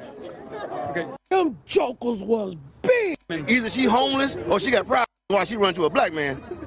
Charles, thank you for being there. Man, them jokers was big. Size of a quarter, doggone. Many said it sounded like nothing they've ever heard before. He said, kapooyah, kapooyah. And the boy, that hell just came in. I looked at opened my door, and I looked out my door and started hitting me in my head. I took out running, ran to my restroom, and then I called my mama to see was she all right. Folks were told to stay off roadways unless absolutely, positively necessary. But they still came out to places like the Circle K gas station. I want a donut. I didn't make anybody stay here until 7 a.m. or 11 or whenever it is everybody finally left. I didn't make this kid pass out on my floor. People wanted to be here. That was their decision. Oh, bro, it's just like, dude, you get the best barrels ever, dude. Just like you pull in and you just get spit right out of them. You just drop in, you just smack the lip, drop down, snap, and then after that, you just drop in, you just ride the barrel and get pitted, so pitted like that. Surveillance tape is catching a routine morning at this gas station on Bannister until chaos erupts. I was putting one more tap of coffee in my coffee cup, and out of the corner of my eyes, I saw two guys come in, one with a black hoodie and one with a white hoodie. And the guy with the black hoodie said, "We want your money, everybody up front and down." And I'm like, oh, why did I need coffee now? The guy in the black starts coming down, and I'm like, don't look, don't look, don't look. So I'm putting my hair down, you know, and he comes right to me and he goes, "Get down now." And I go, "Yes, sir." And I just dropped to my knees. Then I heard, boom, boom, boom. And I'm like, oh my God. So I back farther and farther away. And I think maybe I should faint, but I don't. And so then I should faint. Count to 2,000 again. So I did. And then I go, "Mi amigos, mi amigos." Nobody said nothing. I'm like, oh my God, they're dead. Can I ask you, if you won all the money, what would you do with it? bunch of hookers and cocaine. We were hoping for a different answer. That's probably not the answer that we're looking for. I just kept hearing it. I'm ducking and everything. Died in the house. I got scared. I dropped my hot pocket. Did you really smash an 86-year-old woman's purse? She wants to hurt me. And the bitch don't even know me. At 86 years old, Bernice Starnes is full of spunk. She's traveled the world, seen a lot, but never anything like this. I hope that they beat her ass. Some of the women in prison beat her ass every day for as long as she's in there. Some people might say that's hard. Today, Flossie's family is going to be coming out here to throw you a big birthday party. Are you excited for your party? Not one bit. Dave knows all too well how it feels to have his home broken into. Yeah, and see, that's what the problem was. Because I heard him first. I said, hold on. I said, hold up. Wait a minute. Something ain't right. Because then I start to taste them. I say, and then I start to smell them. So it's like a smell like so I knew something was wrong. I knew something special about it. You know? So what did you do when you heard the intruder? I ran upstairs. I had to run. And I had to do what that little girl, what's that little girl in the Holocaust? She had she Anne Hathaway, Frankie Beverly. Anne Frank, that's a hiding bitch. This is can't be real. I had to get up the stairs. So he had so much rhythm. When he was walking up the stairs, he said, doom, doom, doom. Bitch, I started to almost beatbox up in the closet. Oh, boom, boom, boom. But I couldn't do it yet because I couldn't die. I got caught tomorrow. So I'm just a little shook up. That's all that is. And then the 4th of July. Here's an actual customer out here. What's the best kind of firework to buy? Wouldn't you like to know, weather boy? Where are your parents? It's sketchy. Back to you guys. I'm with KHOU, just wondering what is it like seeing this right now? Shit, you tell me. Gotta pay attention. Get off your cell phones. Pay attention. All right, Dennis, thank you very much for joining us. It's a pretty tough way to walk a dog, isn't it? Oh yeah, for sure. Very inconvenient. For anybody. It's got to be done though, right? Yeah, it does. I don't want to pee all over the house. I got to clean it up. You have something to say. I can see you're chomping at the bit there, young man. What's on your mind? I was wondering how. I didn't really see you on TV that much. You didn't see me on TV that much? Nope. They probably had that Rod Hill guy on more than me. Did you notice that? Yeah. The Lester Holt. Lester Holt? Was Lester Holt a part of this morning's coverage? I usually see him more on the news than you. The question is, how do democracies respond to those scandals? And what will it mean for the wider region? I think one of your children has just walked in. I mean, shifting sands in the region. Do you think relations with the North may change? Here comes another one. Surprised if they do. Oh my god. Pardon me. My apologies. Nanny. What's this going to mean for the region? My god, just dragging the kid out of it. Oh my god. Child abuse on camera on the BBC, never. North Korea, South Korea's policy. I don't think that was a wife, mittens. I think that was a nanny. All right, so I don't advise this to walk across the middle of the street, but there's nobody coming. Hey, what's going on? Go on, please pull over. You love this stuff. Huh? I'm loving it. Where you from? Pennsylvania originally. So finally got a little snow. Yeah. This is awesome. I never got to see it when I was locked up earlier this year. What's your name? Paul Willis. So you're out in the fresh air. Yes, I am. I love it. How much more do you want? A lot of snow? Oh, no more. No more snow. All right. Have you shoveled yet? No. Are you going to shovel? No. Why not? Because I don't live in this county. I live in PG. Your first and last name, please. You let me know when you're ready now. Yeah, we're ready. Yeah, say and spell your first and last name, please. What you want me to start off?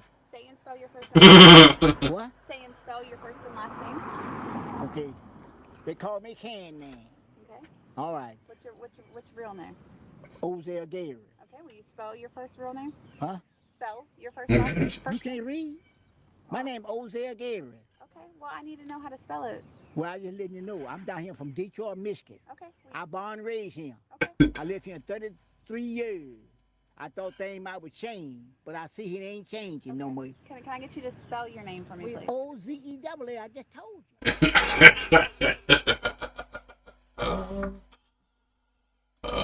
I'll just put this next thing on and then I'll search for that. For that one that you told me to look for. It's funny.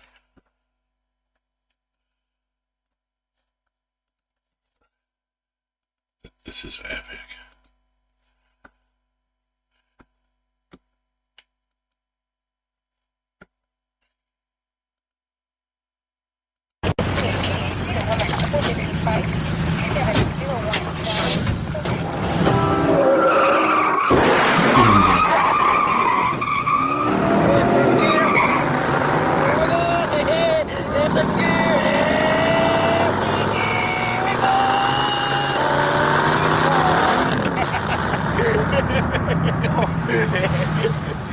Hey man, how far you going, man? Oh, right here would be fine, man. Oh, man, you ain't not scared of a little speed, are you, man? Oh, you got some speed, man? Huh? Oh, speed? No, I don't got no speed, man. Hey, you know what I do got though, man? I got a joint, man. Oh, wow, all right. Hey, come on, light it up. Let's get Chinese eyes, man. What kind of joint is this, man? Oh, it's a heavy-duty joint, man. Oh, it looks like a toothpick, man. No, it's not a toothpick, man. No, hey, it is a toothpick, man. Oh, man, it's just... It's a toothpick. I must got it in the other pocket, man. Hold on, man. I got the real shit right here, man. Oh, that's my dick. Yeah, there we go. Yeah, there you go, man. Light that sucker up, man. We'll go to the moon. Jeez, I hope your dick's bigger than this, man. Hey, man, you wanna get out and walk, man? Hey, you wanna get high, man? This how they do, they got wooden balls, man. I got a joint here, man. I've been saving for a special occasion. Little fire up. Hey, I hope the drums don't mess up your upholstery, man. Nah, I'm in a band too, man. Oh, are you? Yeah, I'm a lead singer, man. Ah, that's it. Yeah, we play everything from like Santana to El Chicano, man. You know, like everything. Hey, I'm just a love. I saw that beatbox. I saw clips of it. For nobody but you. I'm just a love machine. And I don't work for nobody but you. When my temperature rise, and then I go for a rise. And then I say, guacamole in my juice. Guacamole in my juice. Hijo de la chingada. Is that a joint, man? That goddamn looks like a quarter pounder, man. Hey, be careful with that shit, man. Is it heavy stuff, man? Will it blow me away? Better put your seatbelt on, man. I'll tell you that much. I've been smoking since I was born, man. I could smoke anything, man. You know, like I smoked that Michoacan, man, Acapulco Gold, man. I even smoked that tight stick, you know? Tight stick? Yeah, you know, that stuff is tied to a stick, you know? Yeah, tight stick. Yeah, that didn't even do nothing to me, man. I could probably smoke this whole joint, man, and still walk away, man. Wouldn't be no problem at all, man. Talk it up, man. Do nothing to me. Kind of grabs you by the boo-boo, don't it? Hey, man. What? Yeah, did you see that twist? Oh. It was in this shit, man. Mostly Maui Wowie, man. Yeah? But it's got some Labrador in it. What's Labrador? It's dog shit. What? Yeah, my dog ate my stash, man. Had it on the table and the little motherfucker ate it, man. Yeah? So I had to follow him around the little baggie for 3 days before I got it back. Really blew the dog's mind. You mean we're smoking dog shit, man? Get your eye, no. And singing his song. All the little birds on the daybird tree love to hear the robin go tweet, tweet, tweet, rockin' Robin, tweet. I think it's even better than before, you know? I wonder what Great Dane tastes like, man. Wow, man. That's some heavy shit, man.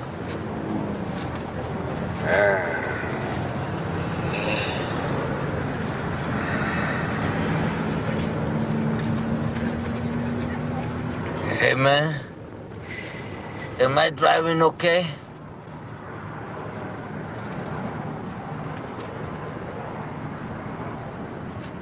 I think we're parked, man.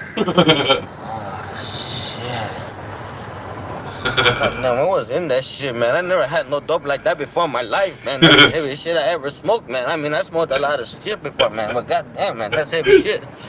You okay? I can't breathe. What's the matter? I can't breathe, man. Well, here. Hey, man. Hey, I got something to mellow you out, man. You're just freaking out. Here. I never smoked no shit like that before. Take these, What? man. Take these. This will What is mellow you this? out, man. What is that, man? Just take them, man. Oh. Hey, don't take those, man. What? I almost gave you the wrong shit, man. Hey, man, I already took them, man. Whoa. Hey, what do you mean? Wow, man. Hey, what was that shit, man? You just ate the most acid I've ever seen anybody eat in my life. Hey, man, I never had no acid before, man. I hope you're not busy for about a month. Shit, I'm gonna die, man. That stuff's gonna make me die, man. No, that's good acid. Hey, man, I never had it before, man. That's gonna make me die. Well, this is gonna make me freak out, man. I seen those guys that walk around my neighborhood had too many acid, man. The head looked like a pumpkin like that, man. Wow, relax. Hey, mellow out, man. Now just go, What? Do it, man. Oh, shit. Mellow. Oh, shit. Mellow. Oh, shit. Mellow. Yeah. You better now, man? Yeah. You mellow? Yeah. Feel all right, huh? What are you doing, man? Sometimes that helps, man. Hey, listen, can we get off this street, man? Let's park in the back spot. That's heavy, man. The cops just went by, man. Hey, man, we're being pulled over, man. That's heavy, man. Hey, they're coming, man. Hey, that shit is cool, man. I never had it before, man. I didn't think it was gonna be like this, man.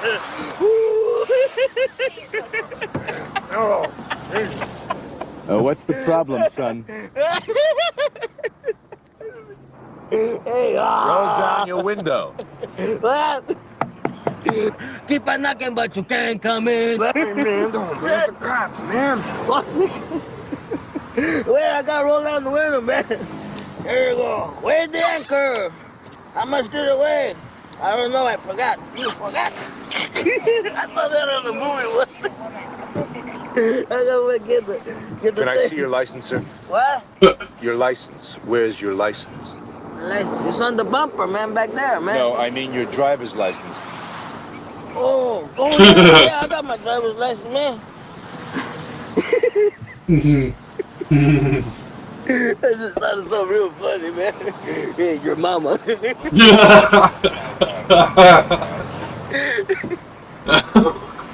Sir, what is your name? What? What's your name? Isn't it on there on the license, man? Yeah, that's it. Pedro de Pacas, man. That's my name. Just wait here a minute, huh? Hey, hurry back. I missed you already, darling. Come on, man. I gotta get rid of this dope, man. Am I getting like? I didn't realise it paused again. Motherfuckers. Probably can't hear me you again.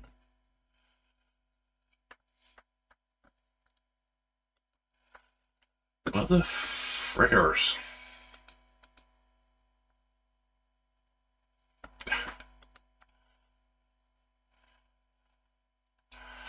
Should be back now. Are we back? Tell me when you can hear me. Tell me when you can hear me, if you can hear me.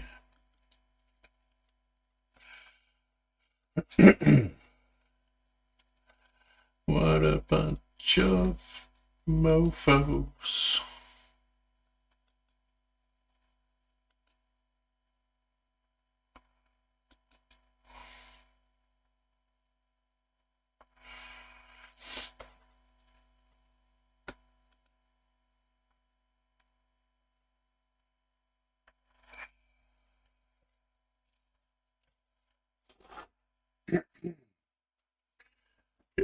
Hear me.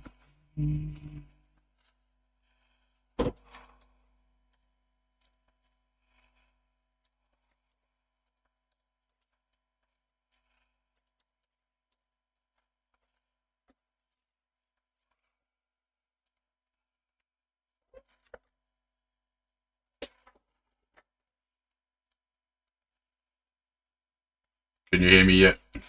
Tell me when I'm back. Tell me when I'm back.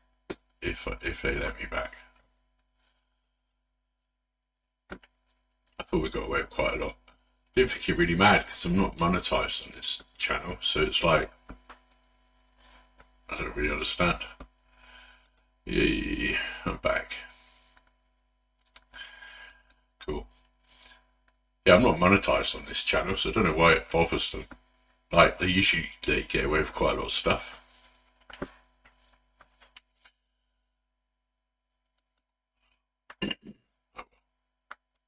Oh, well, never mind.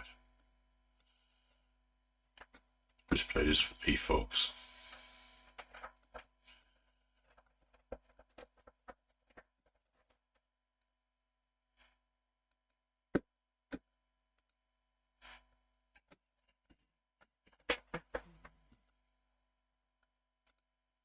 One resident describes her horrifying experience when she first realized the complex was on fire. Well, I woke up to go get me a cold pop, and then I thought somebody was barbecuing. I said, oh, Lord Jesus, it's a fire.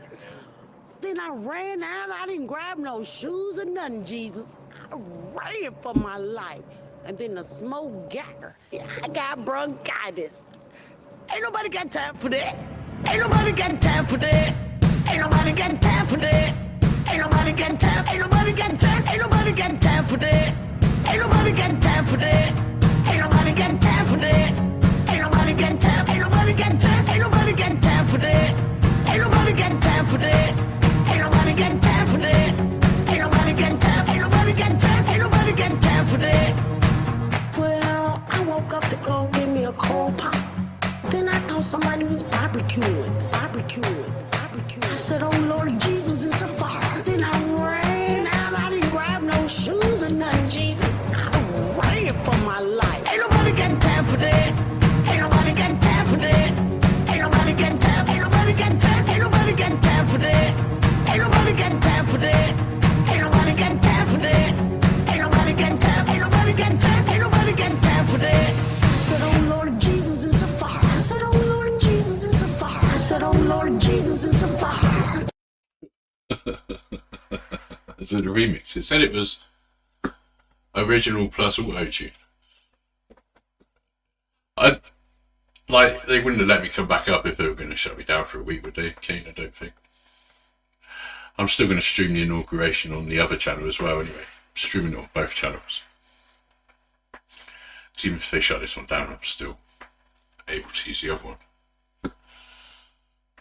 Strike me for this as well, playing this. Jesus, Jesus, Jesus, it's a fire. Lord Jesus, it's a fire. I said, oh Lord Jesus, it's a fire. I said, oh Lord Jesus, it's a fire. Jesus, Jesus, Jesus, Jesus, Jesus, Jesus. Ain't nobody got time for that. Ain't nobody got time for that. Ain't nobody got time. Ain't nobody got time. Ain't nobody got time for that. Ain't nobody got time for that. Ain't nobody got time for that. Ain't nobody got time. Ain't nobody got time. Ain't nobody got time for that.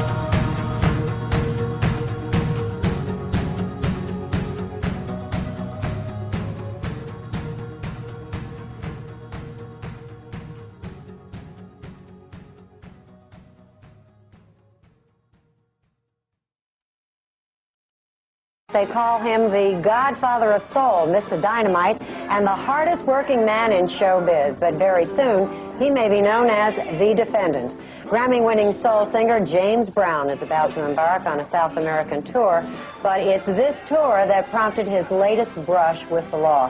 Brown says that he and his wife had an argument because she wasn't going on the tour with him. Adrian Brown and South Carolina police say that in the argument, it resulted, as a matter of fact, in Brown assaulting his wife with a lead pipe and firing a gun at a car that she was in. These are charges that Brown denies. He was released yesterday on $15,000 bond. He joins us from Atlanta to discuss the charges, and we welcome you, James Brown. How did all of this trouble begin? Living in America. There's nothing wrong. Nothing wrong at all? You're not in any difficulty, but you're out on bond. No, I'm not. Have all the charges been dropped? Yeah, I'm out on love. Well, are you out on love or out of love? Which is it? Out on love. Alone from night to night, you find me. Now, James, this isn't the first time you and your wife have had a problem. Are the two of you going to be able to work this out? Let's talk about some music. You want to talk about music, and you don't want to talk about what happened? No, it's all over. Well, let's talk about your tour. When are you leaving? We're leaving tomorrow. And where are you going? Rio de Janeiro and Sao Paulo, Brazil. Now, your fans will have read all about this, James. Aren't you concerned about that? No, Dankeschön. I'm concerned because there's nothing wrong.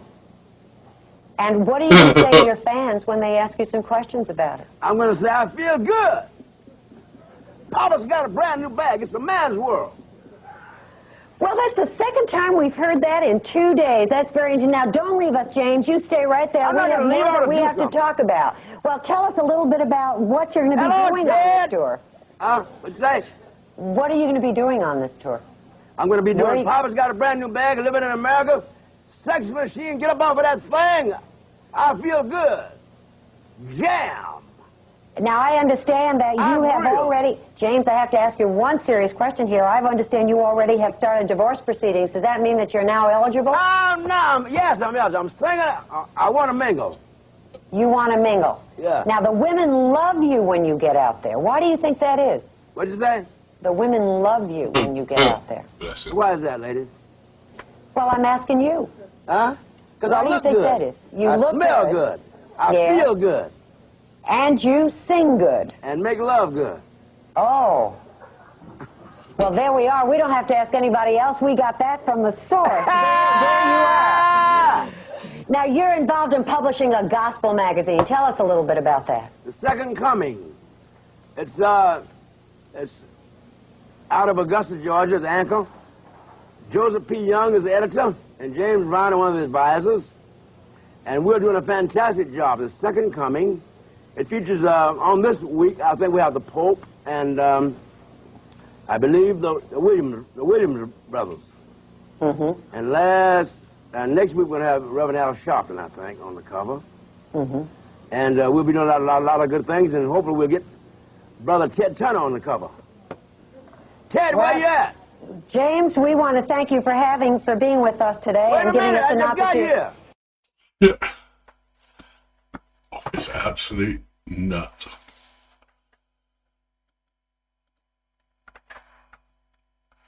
Who's off for a month? Am I off for a month? Wait, what? You're on suspension from YouTube. Okay.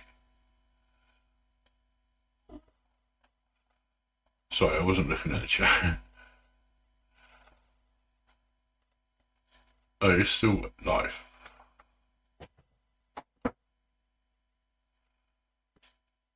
It's weird, isn't it?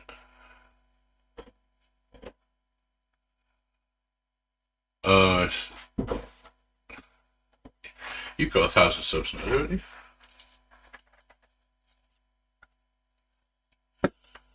I thought you must have 1,000 subs by now. If you haven't, you should.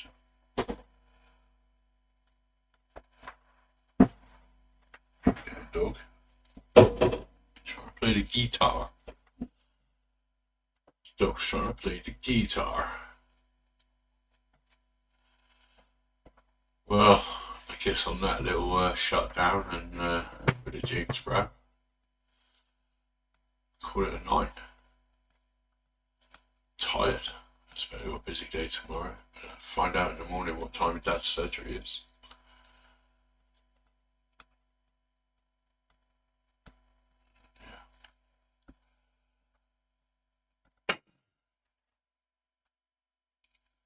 You know, guys, you have not.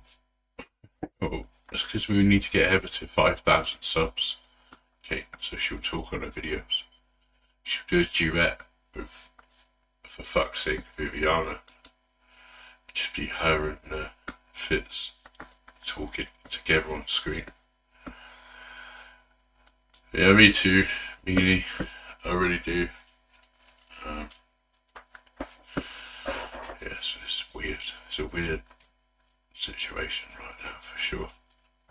You know, when you sort of like, you know, something's coming, and you're trying to build yourself up, and you think you're like, got it. Then you find out you haven't really. Anywho. Yeah, I thought Annie was going off today, but then she did say something about snow again, didn't she? Like, you guys got random snow here. Okay, she promised me, I've got it, like, I've got evidence that Fitz agreed she would, she would talk when she gets 5,000 subs. I mean, what, she's nearly at 3,000 now, isn't she?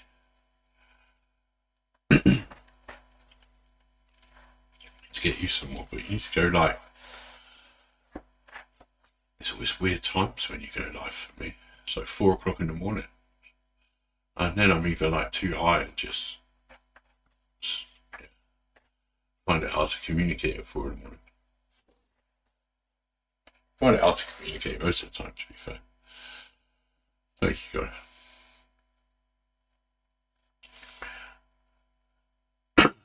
How many channels have you got, Kate? Just one. My dad is tomorrow, minutes. Not sure if they're going to replace his hip or if they're going to like put metal rods in there or what. Been told 2 different stories so far. We'll find out. My sister's on it. She's on the case. Have you guys been on the other side watching Lana's stuff? Actually, she put Viv in her place a little bit. Told her basically to shut the fuck up. But anyway. But you got 2, yeah. It's always better to have one in it. Have more than one. I like it over here. It feels different. I said that yesterday. It's like, I like it over here. Away from everything. Right. Enjoy the rest of your days, guys. I will be, like, because obviously I'm probably just going to be waiting around most of the day tomorrow. Phone calls and shit. And there's no point in me going to the hospital until he's, you know, had his surgery and settled down and whatnot. So, yeah, I'm sure I'll jump on here on this channel because I wanted to play the Kirsty Noem stuff. See how that went. Yeah, we'll see what happens. Right, enjoy the rest of your evening, guys. If Kane's live, go check him out. Go hang out over there.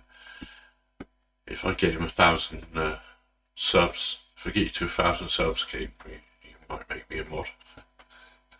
I feel left out. I'm not a mod on Kane's channel. I'm joking. My friends are mods. I'm joking. Right, guys. And yeah, hopefully I'll catch you all tomorrow. Take it easy. Bye bye.